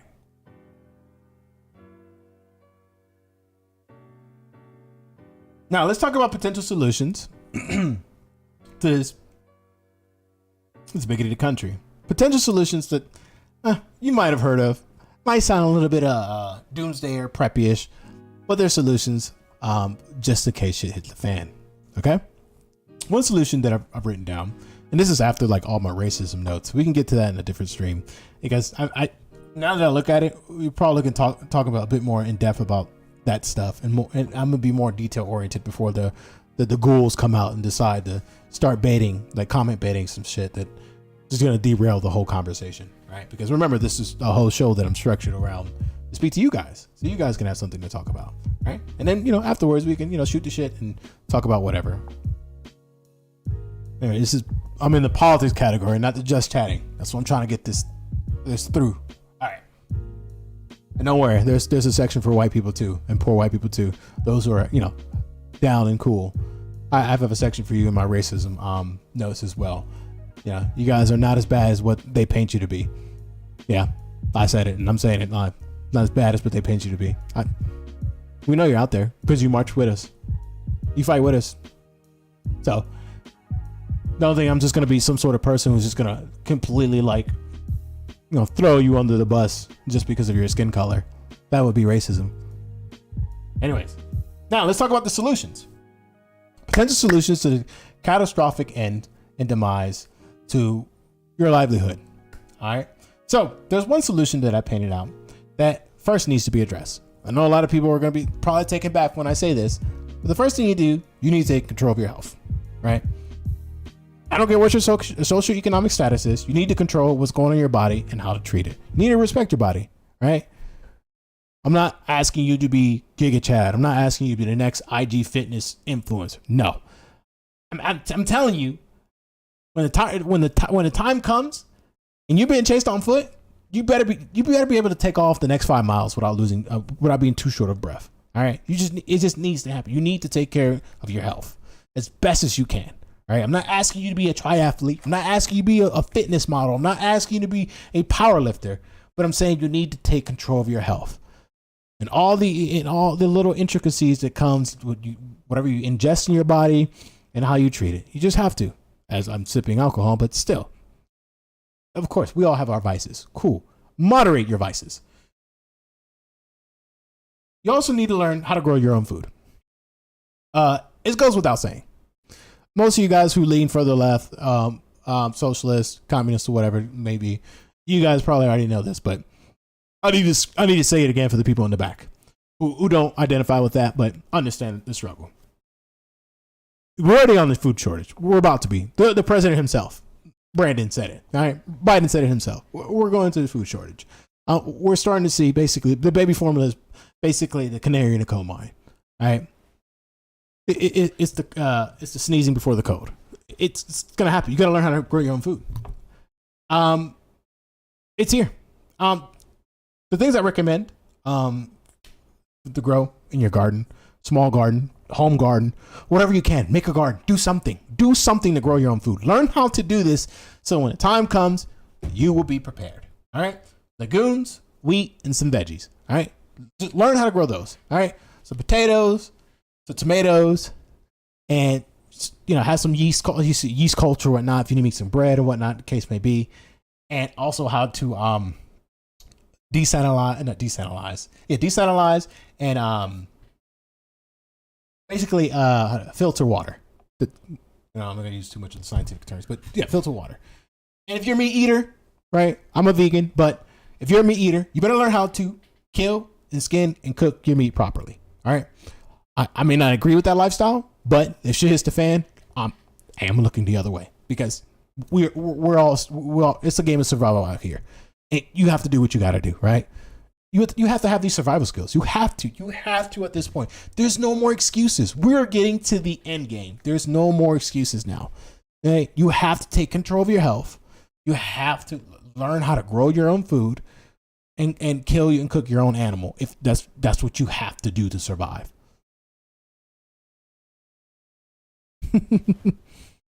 I'm not desalinating my water. I'll butcher things before I desalinate. Filter out waters from, harmful bacteria and all the other stuff that, filters are supposed to do. Let's just say desalinating your water is way too complicated from that. But, if you live near an ocean, you probably want to learn how to do that. Anyway, that's one thing. Next, learn to defend yourself. You don't need to be Mike Tyson or John Jones level good at it. But when the time comes, you could be decent at CQC, close quarter combat. In most situations, you got to learn how to defend yourself. If someone comes after you, some mass shooter comes after you, they ran out of bullets, and they're coming after you, you got to learn to defend yourself. You learn to defend your family. You just have to. You have to go out there. You have a phone that you're on 24/7. You're not looking up any classes? Nope. You're not looking up any classes how to defend yourself. Any family members that are decent at that and can, used to be a Navy SEALs or in the military. Nope. Anything like that. You're not doing that. Why not? When someone comes after you, it's it. That's it for you. That's over. It's over. It's over. And all your friends and loved ones are going to watch you in World Star get basically beat it to the pulp. Look at their phones and be like, bruh, it's a wrap. It's a fucking wrap. Learn to defend yourself. You don't have to be like expert level UFC, like UFC god or whatever, or boxing champion, but you got to learn to defend yourself. Period. And with that, you have to carry it. You have to carry it on you. In this country, there's an old saying that goes behind every blade of grass is an armed American. You need to be one of those. Don't be caught lacking nowadays. You can't be. Look what's happening with all these mass shooters. You don't be the good guy with a gun. No, that's why we pay police for. But you have to, when someone comes in your home, you have to. Hell, Bear fucking jumps in and ransacks your home. You never know what happens. Guess what? It's on you to defend your family. It's on you to be properly trained in firearms. You have to. It's no more. There's no more choices to it. You don't have a choice anymore. This is no ifs, ands, or buts. Right? And we know. Having a firearm basically is a huge responsibility. But all of you guys are intelligent enough to take on that responsibility. And if not, find someone within your proximity that you can trust with your life at this point that has a firearm. Right? Have to. It doesn't matter. It doesn't matter anymore. You have to have it on you. You're in America. If you live in America, you have no excuse. You have no excuse. They give it away like candy sometimes. You're asking for it. Don't let these people like, you got a gun. You shouldn't have one in your home near you. Oh, no. No. Don't listen to that. Nope. Not when they have guns. Nope. Let's say the revolution comes and you're put on the front line. You want a combat knife? You think you're going to defend yourself? Nope. Huh? You think you're going to defend yourself? Revolution comes and you put on the front line. Everyone. You. Ching. Everyone's gonna get you like, why the fuck are you? Well, no. What? No. You have to at this point. All right. So, another solution. It's another thing you should also keep in mind, right? Let's dial it back a little bit more. And these are, like I said, these are potential solutions, not the end all be all. Just things that you need to basically be ready and prepared for. All right, things you need to take action yesterday that you should take action yesterday. It's not going to get any better. It's not. No magical politician is going to come and save you. No magical CEO is going to come save you. No magical influencer is going to come save you. It's a wrap. Just be prepared. That's all I'm saying. You should have done it yesterday. Anyways, If you find yourself not liking the system, such as myself, and you're waiting for the next revolution to begin, I have news for you. It's not going to happen anytime soon. And if it does, well, it's over for all of us, right? We're not all prepared. We can't. We constantly fight online for some stupid ass shit. And let's not get into like our own social situations where basically we play a caricature of ourselves in front of others so we don't get judged, right? And if shit actually hits the fan, you are nowhere to be found. Be prepared for the slow decay to turn into something that would change everything. All right. Like I say, it's a slow decaying process. It's not something that just happens immediately. All right. Now, I got a solution for those who are saying, fuck, you just hate capitalism to the point where you check out completely. You don't want to be involved in any of the system. I respect that, right? You're holding true to your principles and your values, right? Cool. Number one thing, stack your money, stack your paper, get your bag, however you want to phrase it, all right? And buy your freedom. What do I mean by buying your freedom in this country, right? There's either two things you can do. Make as much money as you can as possible. Again, while minimizing exploitations of others. You're not going to completely do it, but you can minimize it to a degree in which you have enough money to do the following things. You're going to buy your freedom, right? So, don't let the propaganda of the free market basically get to you, right? You can buy land, your own land, place a self-sustaining home, a tiny home, a trailer park, whatever the case may be, live off the land, right? You essentially bought your freedom. You essentially checked out this capitalistic system. Not fully, not 100%, but 99 is a good number, okay? Or you could do another, you can move out. You can move out the country. You're tired of it, you can move out the country. Go somewhere else. Go visit other countries. Go. I know it's not something immediate. I'm not saying, oh, you have to do it immediately. You have to do it right now. No. Prepare and plan. All right? Prepare and plan and execute. That's what it is. Devise a plan and execute. Right? And be more calculative with this stuff. Right? And if you do plan on leaving this country, there's something you have to do first. You have to learn at least 4 different languages. You have to learn the language. Don't be a statistic. Learn the language. Be at least at an intermediate level where you can hold a conversation well enough to, I want food here. Where's the bathroom? How much is this? How much money it costs? The person's cussing you out. The person's flirting with you. Intermediate level or fluent, in which basically you could teach a course in it. Right? You have to learn these languages. Hey, you just have to. We're in a globalized society, a global community. We're communicating with multiple different people from different parts of the country. Maybe you decided, I don't want to be a part of this whole Western culture or Western society, and decide to check out. You stacked your money up, and then you move to, let's say, Thailand or whatever the case may be, and you don't know a lick of the language, and all of a sudden you find yourself in a back alley, basically vomiting blood. You failed because you decided to cuss out a gang member because you didn't know the language. Don't be that person. Learn the languages. Learn to speak it to at least intermediate or fluent level. Save up, visit, and move out. It's your choice. You bought your freedom now. You've gone. You're out the system. Won't be completely, but comfortably. And basically, that's the solutions for now for navigating this bigoted country. It's not the end all be all. These are just potential solutions. This is not like oh my God, like you have to do this. Well, yeah, it is like, oh my God, you have to do this now. But it's not the only solutions. Maybe this message will evolve even further. And that sums up today's basically show when it comes up.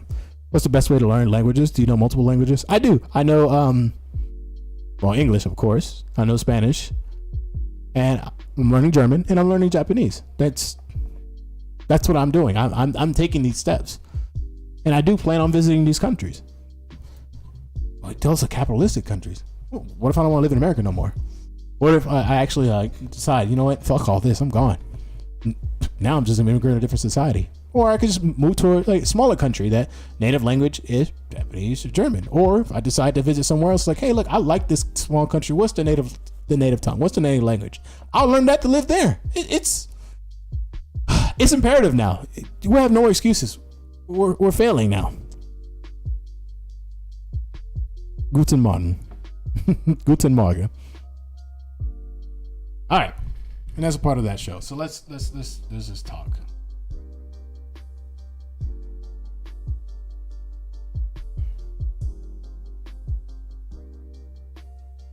Well, that's a funny thing. I have visited these countries besides Japan. You wouldn't know that because I don't, shout out my I don't shout my private life out like that. I already ahead of the curve. I already saw that coming.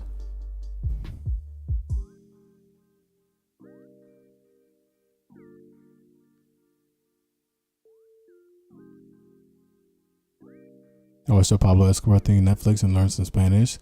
Plato la pluma, also chiquichong. Pendejo means good friend. That's funny. Pendejo means dumbass. Good try. People love to be slick. This sure reminds me of BTS. So like apolitical. Yes. Sorry I didn't get to your message earlier, but yeah.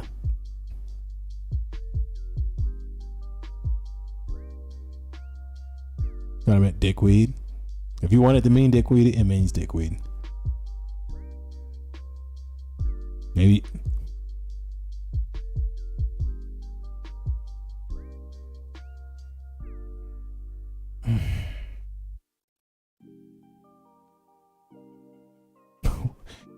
You can Google it. You're just playing games at this point. You're just playing games at this point.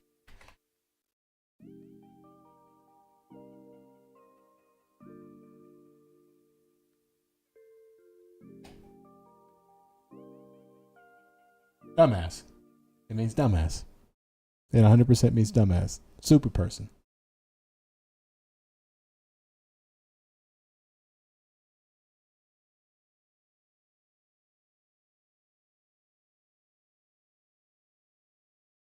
A day is fine. A little bit hot today, but the day is fine. It's cold in my house. It's the biggest reason why I've got a coat and a hat on right now. It's like a generic insult culturally. Depends. If you were close to a person, you can call them that. It's like calling a friend a dummy, or stupid, but you don't really mean stupid. You can use that way, but you have to be real close to a person to say that. Come on, you guys are smarter than this. Just playing games.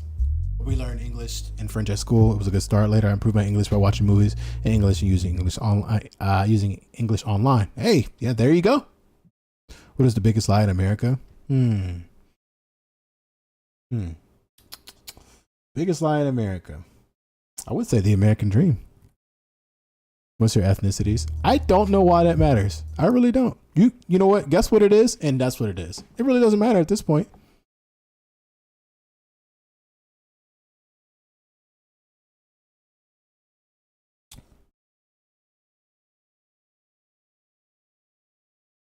Oh, so the music stopped, didn't it? Oh, okay.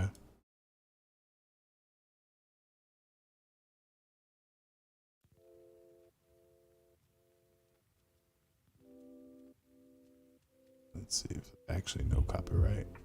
All right. Let's switch it from politics because a lot of people from the politics category love to come and play these games for some fucking reason.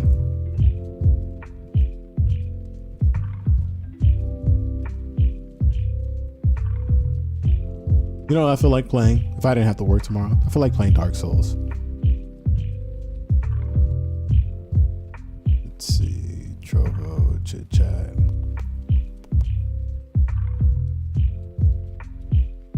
Okay. Let's just update it doing that.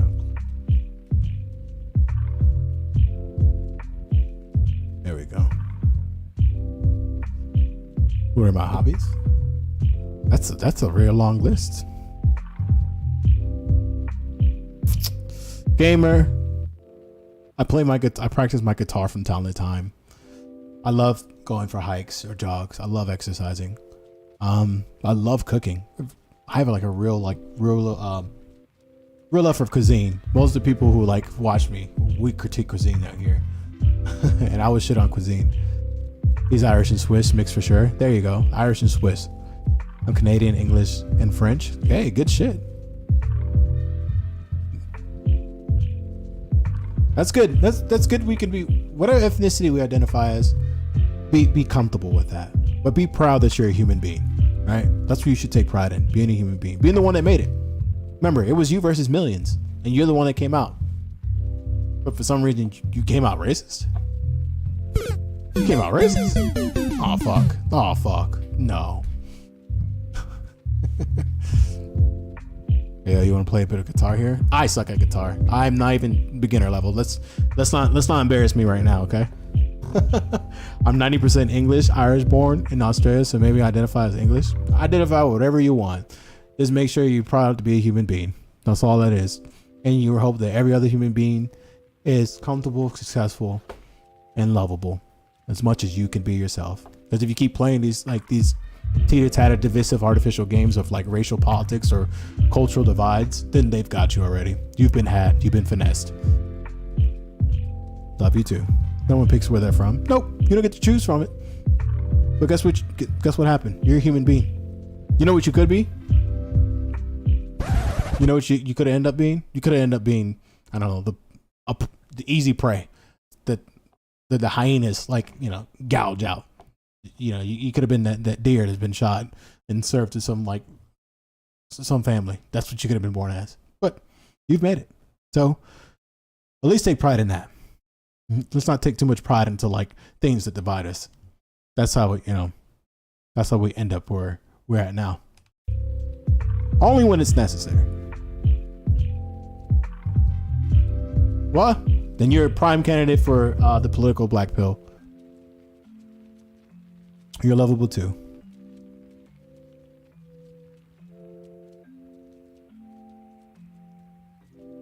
What's up, Chaos Comic? Yeah, I know. I wish I could play Dank Bowls, Murrow. I wish I could.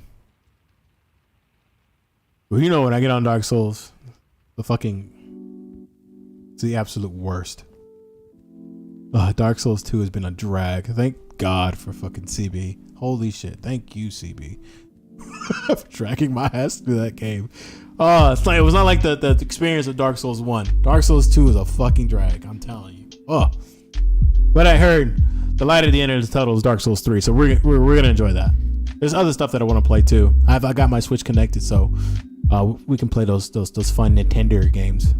My mom had me at 40, and now I have a health condition like mild autism and eye problems, etc. So I'm born messed up. You weren't born messed up. You're born with unique conditions that make you, it doesn't take away that you're a lovable human being. You just have a different, unique perspective on things that no one else can take from you. Don't feel as if it's a detriment. I'm 29. I'm trying not to get involved with the chat trolls. Oh, they're not really trolling. They realize it's not a place where I'm just gonna sit there and try to, bash them and call them out. It's never been that place. I'm sorry. I'm not. It takes a lot to piss me off. It takes so little to piss my mods off. But for me, I have thick skin and I don't really. If I see something, I just don't bait myself into it. Finessed. Man, bro, you look young. Thought you were 21. I'm 18. Bro, I wish I was 21. I would have a full head of hair.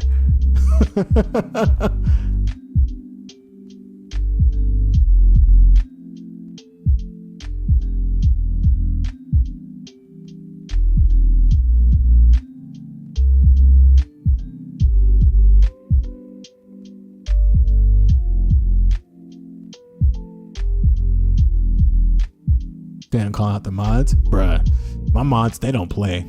You pissed them off. Hey, look, I have a rule. If I ban you, and it still stands. If I ban you, you have a redemption. Because, you just caught me in my feelings. But if my mods ban you, you just gotta take it up with them. They don't play. If they're paying attention. He calling me a snowflake. Nah, it's just y'all don't play with that shit. I appreciate the follow. I only do 10-minute timeouts, so here they come. Nah, we don't ban everybody. Nah, G, we got you. Nah, we don't play that shit. I'm not going to piss off with the emotional topics. I might be back later. All right, no. Hey, do your thing. Glad you're here. Or if you're playing a visit, hey, glad you're a visit. It's the GXG Guild, all right? We're a guild here, okay? We're all comrades at arms against the, oppressive world around us.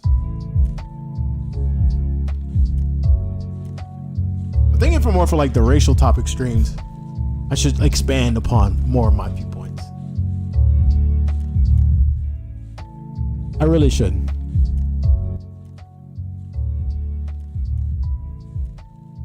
And I'm gonna try my best not to leave some stones unturned. It's gonna hurt a lot of feelings, though. I know that for sure. They're not the feelings you think the people you really think it's gonna be towards. It's not. I love them too, KS. Need a labor force for the gulags. Yeah, there's gulags in the back, okay, of the guild. They're a little bit dusty, but I would say I'm center, but I'm voting center left in Australia election today, but I refuse to vote for Socialist Left Party. Hey, that's you. That's fine. Hey, that's fine. Do your thing. Like I said, I'm sitting back and watching the car crash. I'm checked out. I've took the political black pill. I'm just espousing my message and espousing my viewpoint. Maybe we'll write a book about it, a small ebook about it. But like I said, I implore you to be as active as you want to be. Don't force yourself. Don't let someone convince you otherwise of the position you hold firm. Right? Don't. Even me. You don't have to. You don't have to. I'm not your Lord and Savior. I'm your entertainer, but I'm not your Lord and Savior.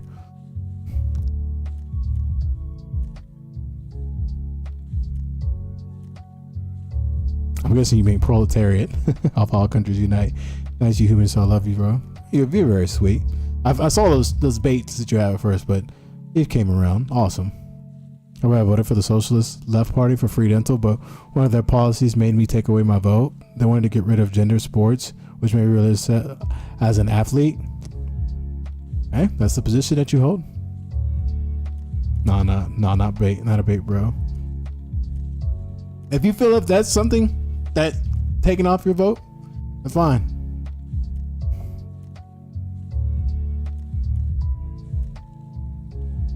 I should any more recommendations for the soundboard? I haven't used this one yet. Some of y'all are so cute. I am not gay.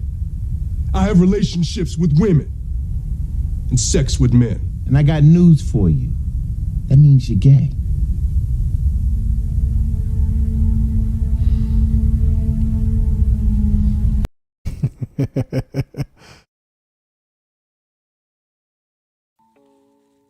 The sound from the H3 podcast. What sound is it?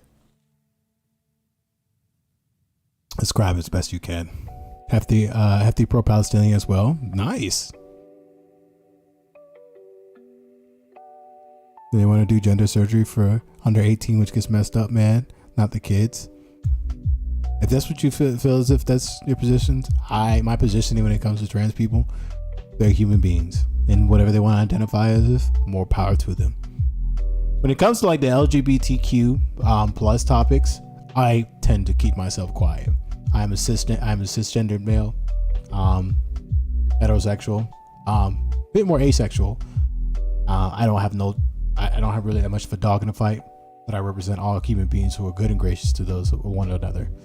I try to stay away from that topic as much as I can because I have some experience, but not the experience in which I can be an authority figure to it. It's just not my place. It's not. There's one thing you need to learn about too, and hopefully you can adopt when it comes to the political black pill, or just being, more politically minded or savvy, or you even say culturally, maybe politically, culturally savvy. Some topics, shut up. That's one big lesson that I've taught myself, and one thing that most people need to learn as well: learn to shut up. Learn when to shut up. It's gonna save you a whole whirlwind of troubles. Sometimes you gotta let people have it. Let them sit on their shit, or let them sit on their what they believe themselves to be true. Just let them have it. I learned when to shut up I learned when to shut up. And then when that comes to that topic, I just shut up and I let the people who identify with whatever they want to take it away. I may not agree with them, but I'm gonna disagree in silence. That's the key thing of learning when to shut up. Disagreeing in silence or agreeing in silence. You never know, but you won't hear from me. Nope. Did you saw the SVU clip? Did you put the SVU clip on the soundboard? I did. I am not gay. I have relationships The with soundbite. women How do you describe it? Yeah, thank and you. sex with men. And I got news for you. That means you're gay.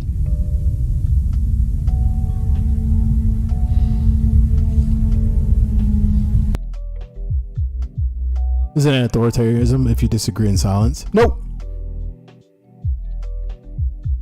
Let me not be so like facetious.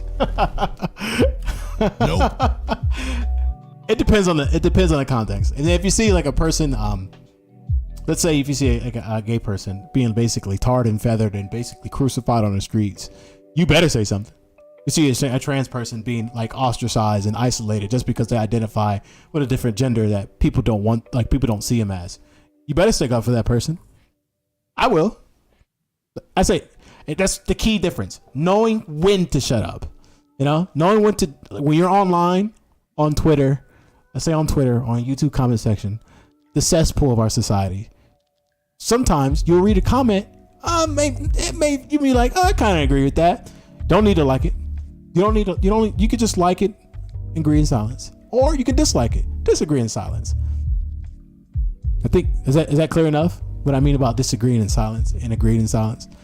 You know, like if it a tyrannical dictator came up and basically wanted to like murder all, delete a lot of people for whatever basis they can think of. You better say something. Oh yeah, I got the gamer clip. With the glass ceiling broken, all the oppressed groups shall prosper, especially the most oppressed group of all, gamers. I know you guys love that one. I love it too. It's so good. I never met a trans person in real life, so I don't know. You've passed by one. Every person has passed by one.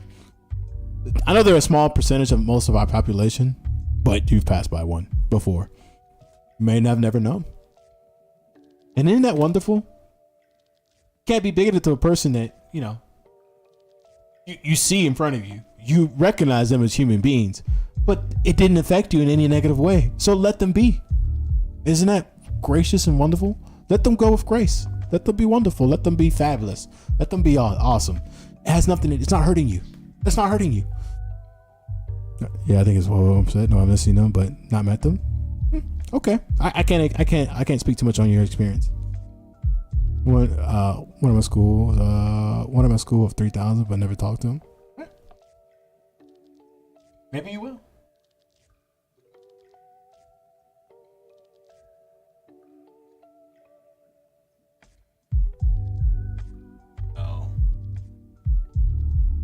Oh man. You know who we haven't spoken about or seen in a while? Oh, well, DFP's not here to pissed off about it, but Jake Tran.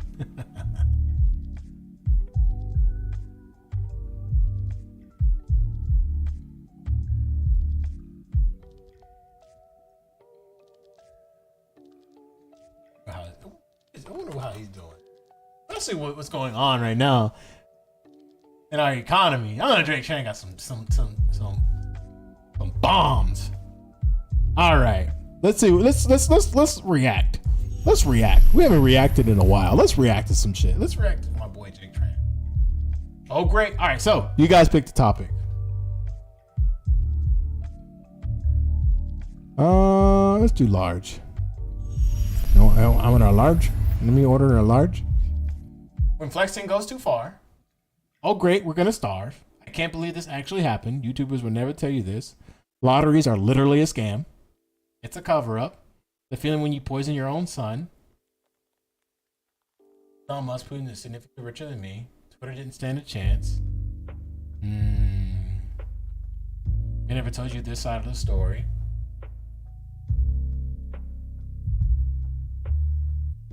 Oh man, if I grab the soundboard, then it would be mostly You're the worst clips.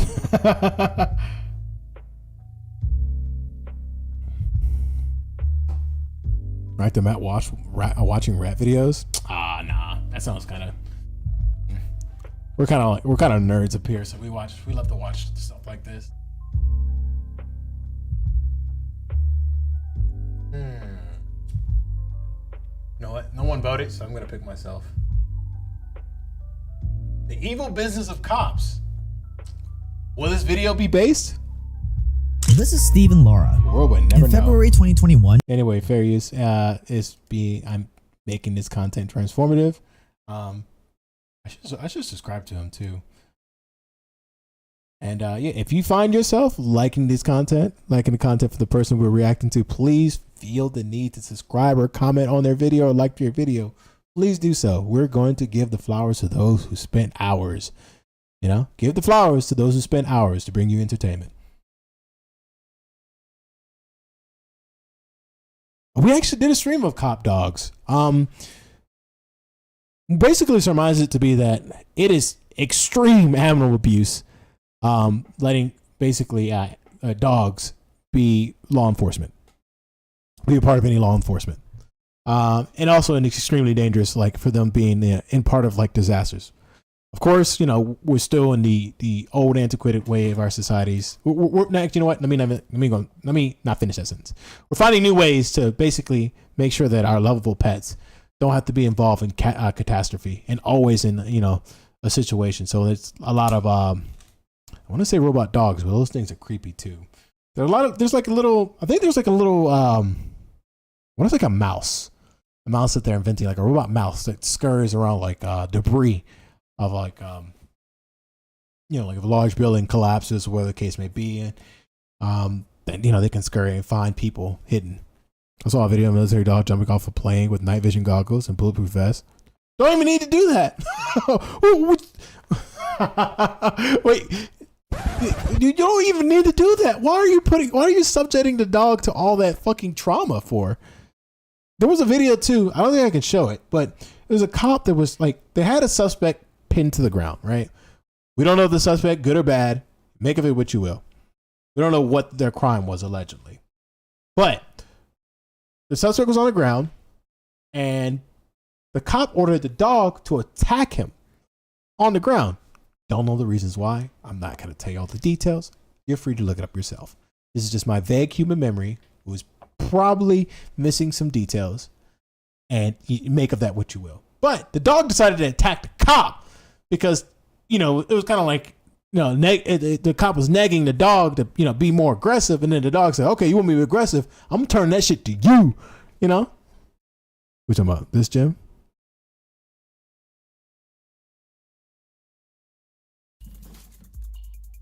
Oh, you're the worst. Oh, you're talking about for your soundboard. Brilliant. Absolutely brilliant. Hi.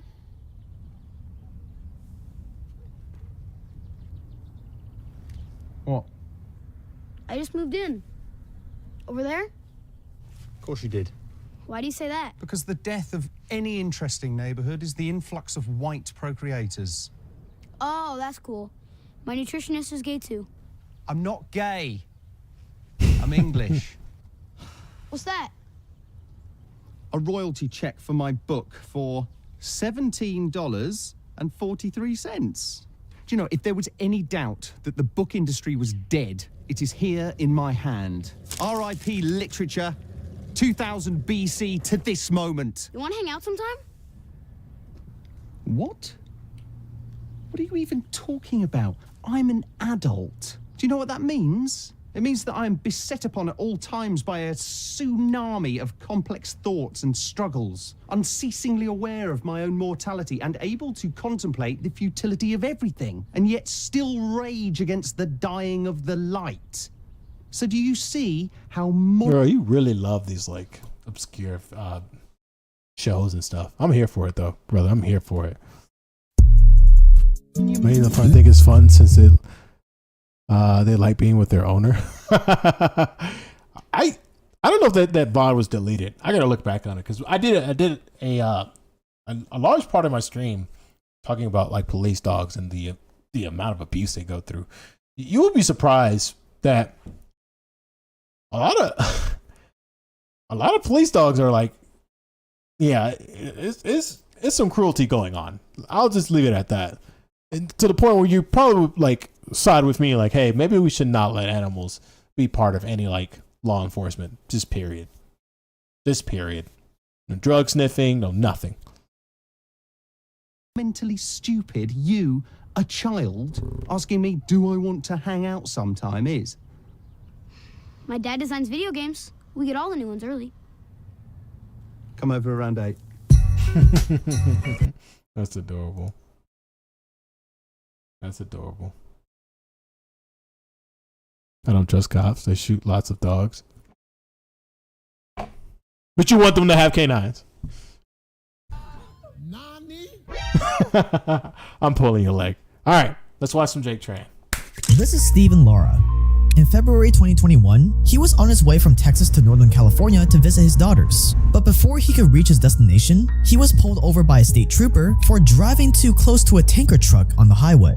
At first, the trooper seemed friendly, admitting that he was actually tasked with stopping drug and weapons trafficking across the states. Is it too loud?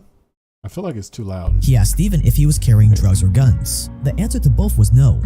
Then the cop asked him if he was carrying a big amount of cash, and that's where things got interesting. Stephen admitted that he had a large amount of cash with him, and almost immediately, the trooper asked permission to search the vehicle. Like any innocent Yeah, I'm kind of getting on my end. person would, Stephen agreed. Pro tip, don't ever say yes to a search. That search discovered $87,000 in cash, Stephen's life savings. According to Stephen, he didn't like the banks. He even had proof that he withdrew the money from his own bank accounts. But that still wasn't enough. To the trooper and the DEA agent he called a little later, it was clear. Stephen's money was obviously associated with drugs. How could it not be? And because the cash was asset forfeiture, baby, the cops had the right to seize it. And the thing is, all of this was legal. Stephen wasn't arrested or charged with a crime. No drugs were found in his car. But as long as cops suspect that your property, like a pile of cash, was involved with a crime, they can take it, no questions asked.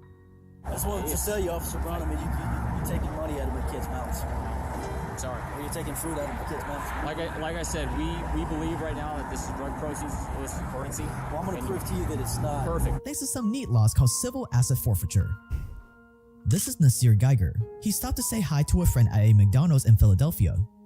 That's where he failed at. Little did he know, his friend had just been arrested for drug possession.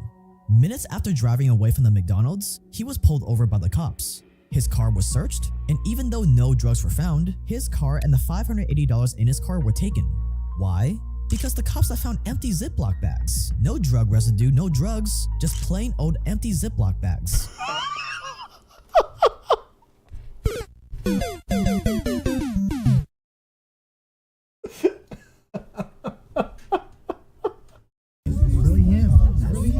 You're a victim. There we go, CSI. Bruh. Imagine that, man. You're just driving around town. You know what you bought? You bought these bags. The bag kind of like split open in a grocery bag because your canned soda or your canned water or whatever crushed the bag a little bit, so it kind of like spread out. And you're like, oh fuck, I just get it. Then you get pulled over by a cop. Then they rob you blind and use the empty bags as evidence, bro.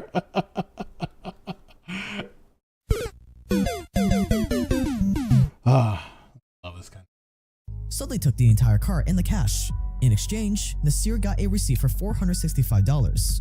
In the end, Nasir had to take a plea deal, pay a $200 fine, and commit to 20 hours of community service. He was never charged, he didn't even have any drugs on him. And yet, if he wanted his car back, he would have to pay $1,800 in storage fees, money he didn't have. Surprise, surprise, he never got his car or his money back. Instead, his car was likely sold at a police auction where 80% of that money went right back to the same police department that arrested him. Then there's Mandrell Stewart. He was on a date with his girlfriend when police stopped him, took him to a nearby police station, and took his $17,000 in cash. Money he was supposed to use to buy supplies and equipment for the restaurant he worked at. every single day. Cops steal money, cars, and even houses without charging people with a single crime, all because that property is suspected of being involved in a crime. That is all it takes for cops to take your stuff. Between the year 2000 and 2020, cops have seized at least $68 billion in property from people just like you.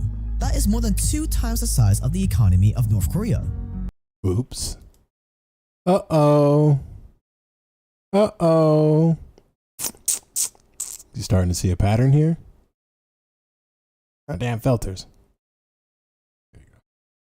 And most of the time, the people who got their property stolen by cops never get it back. Instead, your stolen money is used to fund police salaries, equipment, and margarita machines.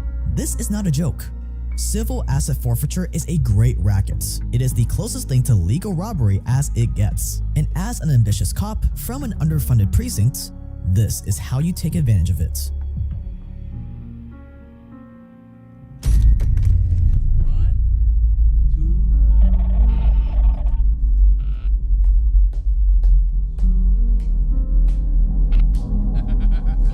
If you're watching this channel, you're probably ambitious and want the most out of life. And part of that pursuit requires leaving a good first impression. And part of making a good first impression is having a full head of healthy hair. The only problem is, 2 out of every 3 guys experience significant hair loss by the time they're 35.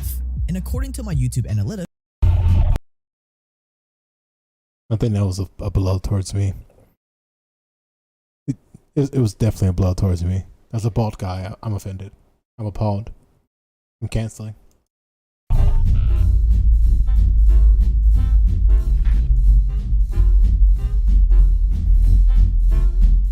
every civil asset forfeiture is a good I don't know why the music. Yes, I'm bald. money, whether it's $50 or $50,000. But for an ambitious cop like yourself, $50 is just not going to cut it. You're in it for the big money. And the best way to do this? By stopping people you think are associated with drugs. They don't have to be guilty. You don't even have to find any drugs on them. As long as your target looks like he has money and is acting even a little suspicious, it is your duty as a law-abiding officer to stop and search his property. So keep an eye out for gold chains, gold grills, tattoos on their faces, that kind of thing. And if you're I know why he wears the beanie most of the time. Look, as a bald person, I mean, if you don't have the head for it, there's one thing, but your head gets super cold, like really fast. Like, you know, it gets really, really cold. Any slight breeze and you're the top of your scalp is below zero, you know? You're getting matte base. Yeah, I'm getting it too. I need to know. It's probably my headset. Let me lower this a little bit more. Looking to score? Keep your eye on well-known drug dealers in your city. But you don't want to stop them on their way into the city because that's when they have the drugs. You don't get anything for confiscating drugs. Confiscated drugs get destroyed, so you won't see a cent. Instead, wait until after the deals are done and the drugs are sold. Let the drugs go out on the streets so that your target has a ton of cash on them, and then hit them on their way back. Confiscated drugs get destroyed, but confiscated cash goes right into your precinct slush fund, ready for you to spend. And if you can't find any known drug dealers around, just target anyone who looks like they could have some cash, who you could vaguely connect to a crime or criminal. The mother of a guy you just caught selling weed on the side of the road? Why not seize her house if he was near it? After all, it is reasonable to suspect that there's more evidence in that house. A car driving too slow on the freeway? Suspicious behavior. They could be smuggling stuff. Pull them over and take them for everything they've got. The list of targets is endless. And once you've found some property... I hope he shows the statistics that... If he doesn't show it in his video, I'm going to show it. Right for the taking, it's time to search and seize.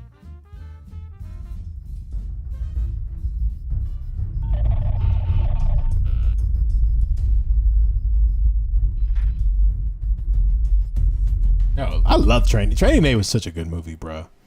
It was such a good movie. Come on now. You have to seize anything you want from whoever you want. No, I don't have social anxiety. First, you want to stop them and ask some friendly questions.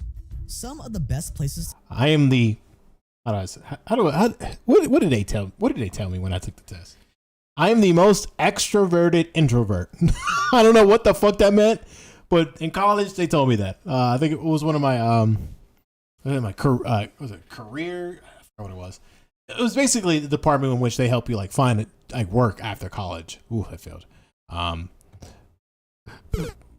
But they said, yeah, I am the most extroverted introvert they saw. I don't know. She was just playing on words. I just went with it. Look, what do I even say when I go to pick up a pizza? Man, I get so anxious about a simple task like even ordering pizza. Hey, do it. Hey, that's what we got it online for, right? Do it online. Just do it online. This pandemic has helped a shit ton of introverts and like people who have heavy social anxiety, because now you just say, hey, leave it at my front door. And all of a sudden, you order you order meat lovers pizza, and then they gave you cheese. You're a victim. There we go, CSI. Also, that show from earlier turned one character into an MRA. Did a short time, dressed him up like Richard Spencer just so they could recreate how he got punched in 2016. Man, so you be finding all this like those shows with those little gems on it. Nah, when I'm out with my friends. Oh, when you're out with your friends, have your friends order for you. There's ways around it. There's ways that you can like mitigate your social anxiety. Not all the way, and it's not a cure or nothing. Like, I'll be like, hey man, like, it's just okay if you order, like, I kind of want cheese. Can you order it for me? And the trick is, when the waiter comes for your order, go to the bathroom. Go to the bathroom. Tell your friend, look, hey, could you order me a large pepperoni slice, side of I don't know, name whatever, side of sweet tea. Oh, I got you, man. The waiter comes. Hey, I gotta use the bathroom. I'll be right back. Hey, she wants, this and this and that. They went to the bathroom, but they tell me what they want. Look at that. I'm going tomorrow with my little brother. Yeah, tell him to order for you. And just, when the waiter comes to take your order, go to the bathroom. I'm sure you got a tinkle. Take a little piss and like scroll through Twitter, scroll through like Instagram, or scroll through Reddit. My favorite to scroll through is Reddit. And and then you come back and your order is taken. Simple. Well, not simple. It mitigates the damage. She's 13, so he might be more anxious than me. Hey, look, whoever's a social butterfly, let them take over. Hey, nothing wrong with someone else ordering for you, okay? I appreciate it. Oh, anytime. I have a ton of social. I have a ton of social anxiety, like social. I know I have good friends around my circle that have social anxiety, and they tell me to do it all the time. Well, I don't care. Hey, sure, I'll do it. Fuck yeah. To stop and search people are at traffic stops, in airports, or even just by knocking on the door of their house. At first, make it seem like you're the good guy. This community will give you the game. Build up a little rapport. Then you want to ask them if they're carrying any guns or drugs. Don't ask about the money yet. Once they deny having either of those things, they're more likely to admit they have a lot of cash on them. Carrying cash is completely legal, so admitting you have a lot of it isn't a big deal, right? Well, surprise, surprise. As soon as they admit to having cash, change your tune completely. Spread them out. Don't move. And if they don't admit to having a lot of cash, ask if they're willing to be searched. Most naive people would say yes to the search, even though you should never say yes to a search unless they have a warrant. Even if they know they can say no to a search, in most people's minds, they're thinking, it would be suspicious if I didn't say yes to the search. I have nothing to hide. Rookie mistake. This is why you need to be friendly. The poor sucker would think, this officer's just doing his job. He's protecting the community. Let me help make his life easier. So they submit to the search and you search them. Once. Damn. Bruh. Damn. Riz, I literally was so awkward picking up my McDonald's because I ordered, one number says 172 and she said 2 and I got confused. It happens. That happens to everyone. You're not alone in that. It happens to everyone. It happens to me. It happens to everyone. Don't worry about it. You're not alone in that. Don't let anyone lie to you. Everyone's done that before. Came up to the wrong order, like, oh shit, my fault. It happens. You find what you're looking for. Don't let it get to you. Bad cop. Literally, even people who work there have done that before. The dots between their property and your made-up crime. You're carrying $20,000 in cash. Well, we see this every day with drug dealers, so we're gonna have to seize it just to be safe. There's a packet of elastic bands on the back seat. Drug dealers use those to sort their cash, so we're gonna have to seize your car. And if they don't want to hand over their property, threaten to arrest them, and then reassure them that if they're innocent, they're obviously gonna get their stuff back. So what's the harm in letting you take it for now, as a precautionary measure? Only a guilty person wouldn't cooperate with the cops. Play every manipulative argument in the book. And once you finally seize their cash, car, or house, direct them to civil forfeiture courts, where it's now their job to prove their property's innocence. Got a search warrant. Unlock the door, please, man.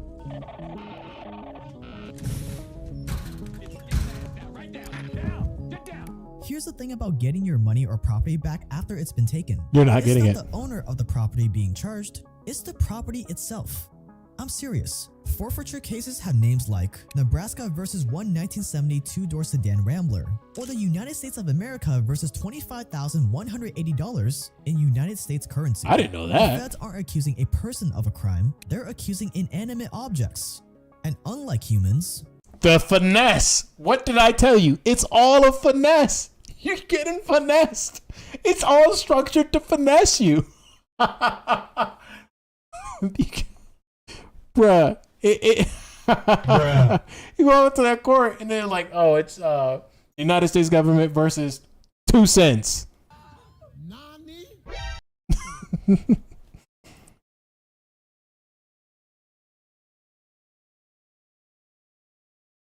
property doesn't get the same legal protections. It's not innocent until proven guilty, it's guilty until proven innocence. The owner of the property has to prove beyond a reasonable doubt that whatever the cop sees was in fact innocence. Really? If a cop takes someone's cash, they need to prove it's not from criminal proceeds. If the cop seizes your car, you know the answer to that, why they pull over black people. Knowing this makes your I see the joke that you did there. Why at nighttime less people black people get pulled over. I see what you did there. I'll let you get away with that one. Because once a court date is set to hear why the property you seized is innocent, that's when the real fun begins. If you're smart, you'll steal from actual criminals or poor people who can't afford the time, the lawyers, or the legal fees to fight back. Civil forfeiture cases can last months, if not years. Property owners have to come to court over and over again, each time bringing newly requested evidence or filing in new forms, and even if they miss just one court date, they can lose by default. Eventually, the process becomes so expensive or time-consuming that most people just give up. If you seized a car that cost $3,000, no one is going to spend $5,000 trying to get it back. So in the end, most of the property you seize, whether involved in the crime or not, will never be returned to its owners. The perfect legal racket. DM me that on Twitter, Murrow. Those property owners can do about it. Read it right now. I want to see that picture.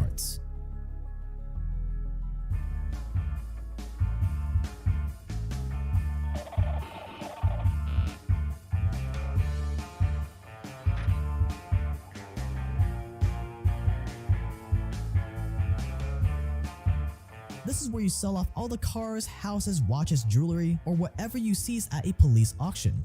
According to the Federal Equitable Sharing Program, your police department gets to keep 80% of the money made from selling whatever they seized.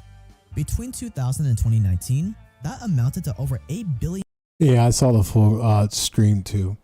It was fucking disgusting. Reminds me of the New Zealand shooter as well.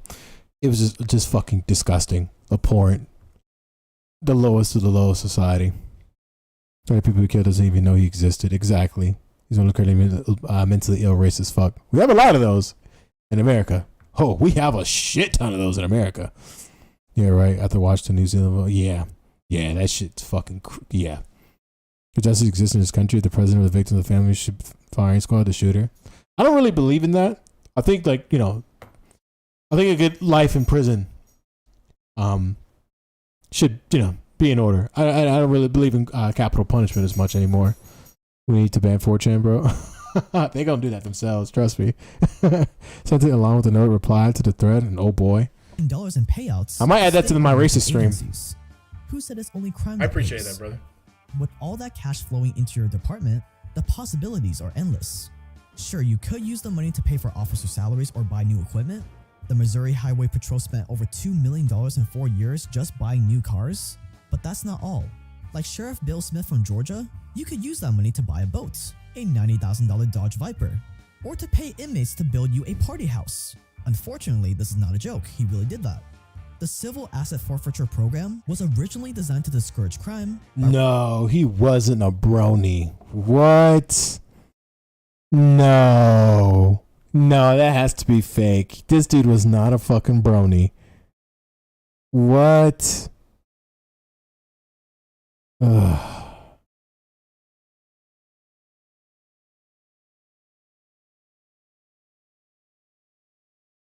This guy was not a fucking brony.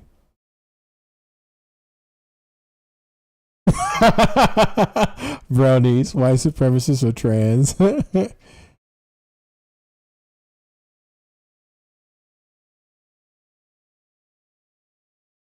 No, really?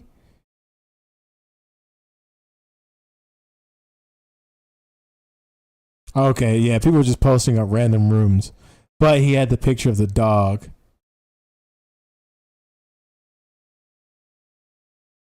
Yeah, what is wrong with them, man? It's like people with anime profile pictures. Like, either you're an extremely base person, or you're just all right white supremacist who hates like everything. Has to have been, honestly. Dude, that's crazy. I think I could show it, right? Well, no, because it was labeled NSFW, right? Let me see. NSFW, I meant. You want it, so. What am I done? Can I show this? Can I show this on stream? What do you guys think? I believe the death sentence, if you're a hasteful mass murderer, you need to. The thing is, you suffer longer in prison than you do like getting the easy way out. You know, that's why a lot of people who commit like a lot of mass shootings, well, not a lot of people. That's what most of the time. That's always the person who decides when they take a life to take their own, because they know that's the easy way out. They rather take their own life, check out early, than rot in prison. I feel like you should rot in prison, but that's just me. Could you send it to me on Twitter? Show what? The picture of the Brony picture of supposed Buffalo shooter's bedroom. I don't know if I can. I don't think he was. He had friends that were. Apparently, his phone had the picture of the furry porn, whatever, like a known furry porn symbol. That shit is crazy, man. This shit is wild. But it's the internet, so you never know. You never know. Hey, how about this? Instead of like showing it on stream, I'm just gonna put it in I'm gonna put it on the chat for you. How about that? So if you're active in the chat, you get to see this live. You get to see it live. Just careful, Stems. You can get banned saying stuff like that on Twitch chat. Not from me, but from Twitch themselves. Put it in Discord. I'll put it on Discord too. Wait, what the fuck was that? Oh, okay, yeah. Okay, my buddy just sent a picture. It was like his feast. There. It's on Discord too. Reminding people crime doesn't pay, that the proceeds of a crime will be taken away. In the words of one DA, we should not let drug dealers or anyone involved in any kind of financial scam or Ponzi scheme reap the benefits of their illegal actions. It's a punishment. I don't want drug dealers benefiting from poisoning children and then keeping the money. The system started with good intentions, but today, it's just another reminder that a job in law enforcement can still be a very lucrative career. Just ask Sheriff Bill. Asset forfeiture. Basically, they're robbing you blind.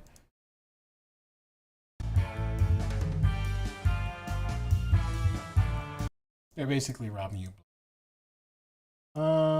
This is definition. Let's see.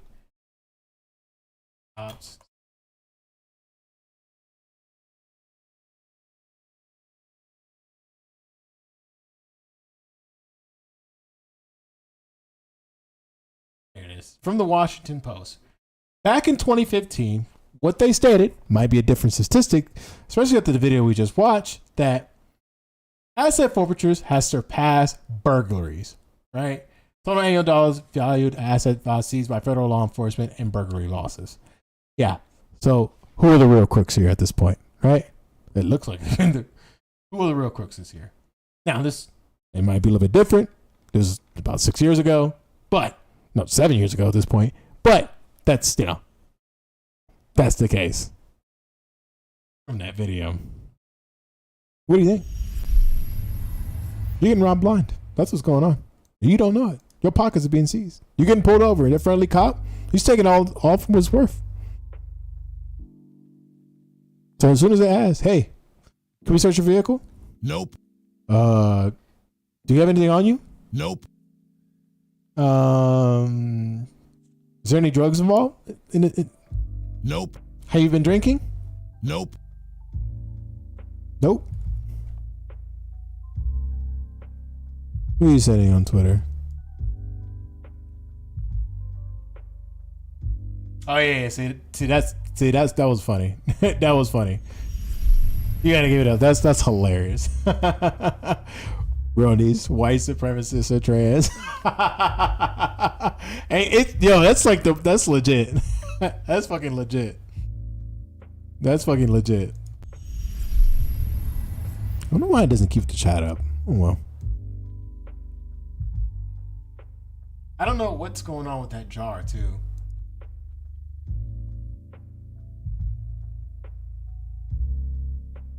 Anyone can tell me what's going on with that jar? Yeah, see that? Yeah, Martha speaks. That's what I was talking about. Yeah, apparently, bro hit the Fortnite mini shield. Oh hell no! What does this mean? No one knows, bro. Also, what the fuck? Also a Ford Taurus. It's a good car actually.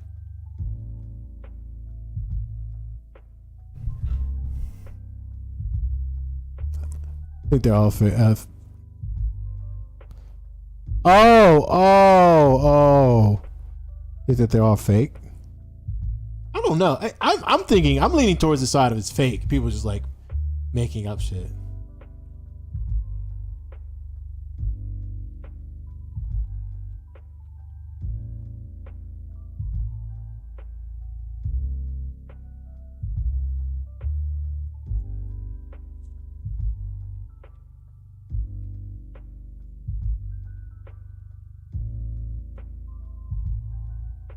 What are you looking at me for, Enzo? What do you want? What do you want? What you mean shut up? You trying to go to bed? Then you run this house. Ah! How you scratch me? What, you see something?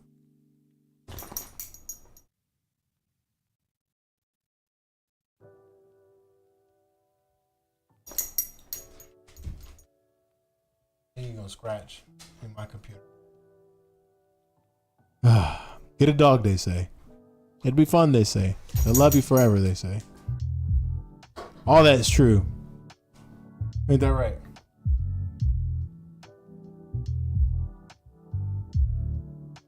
Roll on my keyboard. You knocked your head in it, didn't you? Sticking your snot where it don't belong. Okay, you wanna say something? Speak. Speak. Speak. Oh, you're not gonna say nothing. You shy. Speak. Speak, boy. Speak. Give me something. Give me a good bark. Come on. No. No. Why not? You gotta use the bathroom again. Right, ain't nothing funny and cute at the same time than seeing a dog toot. That's so funny. All right, Papa.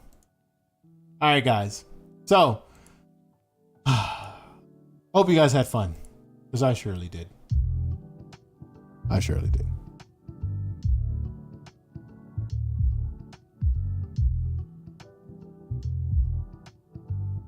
Oh, no. We're wrapping things up. No worries, brother. We're wrapping things up.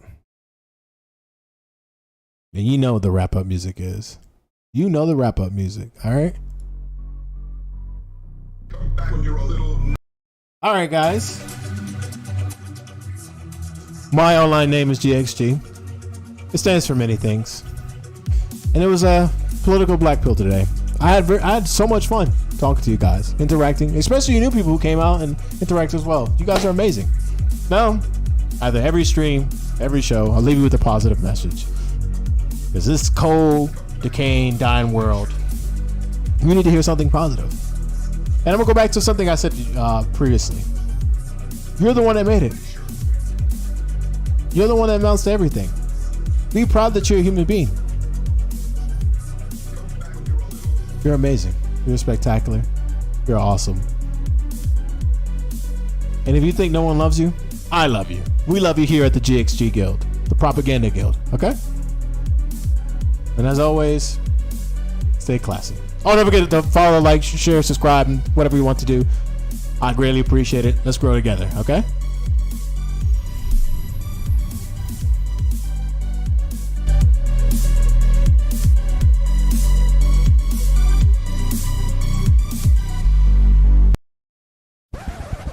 Wait, you love me? Did you just say you love me? I am not gay. I have relationships with women and sex with men. And I got news for you. That means you're gay. Good night, everybody. I'll leave y'all with some music, then I'll cut it off, okay? I know, I was messing with you. I love you too. Come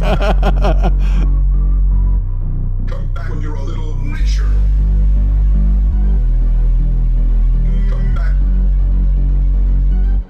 Come back when you're a little lamp oil, rope, bombs, flooded. Sorry, Link.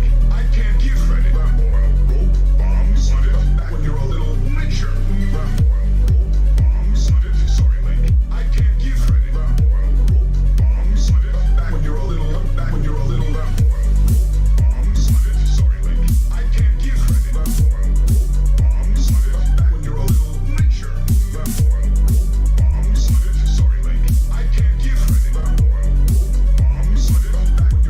Come back when you're a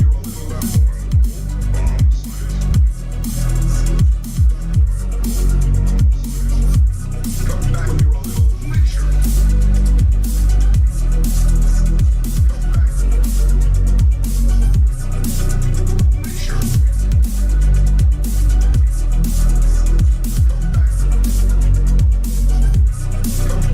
Lamp oil,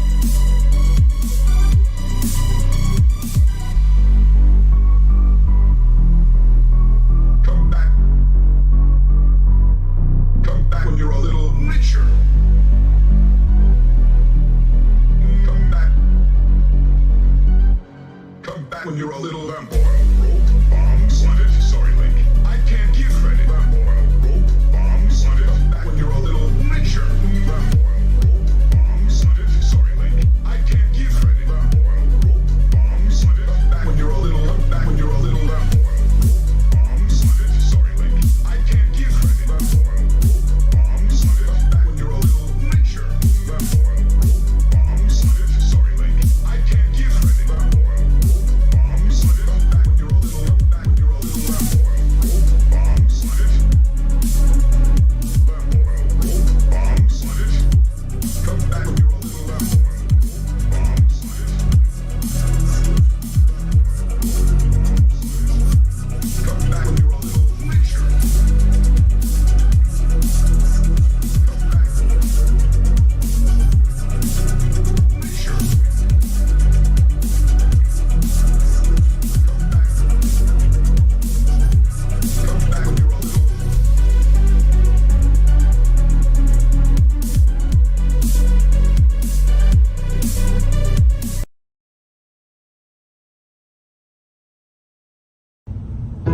About to burn some calories on my dick. I'm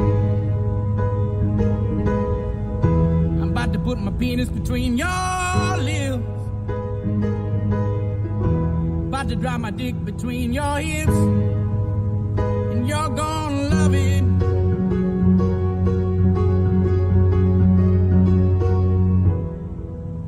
burn some calories on my dick.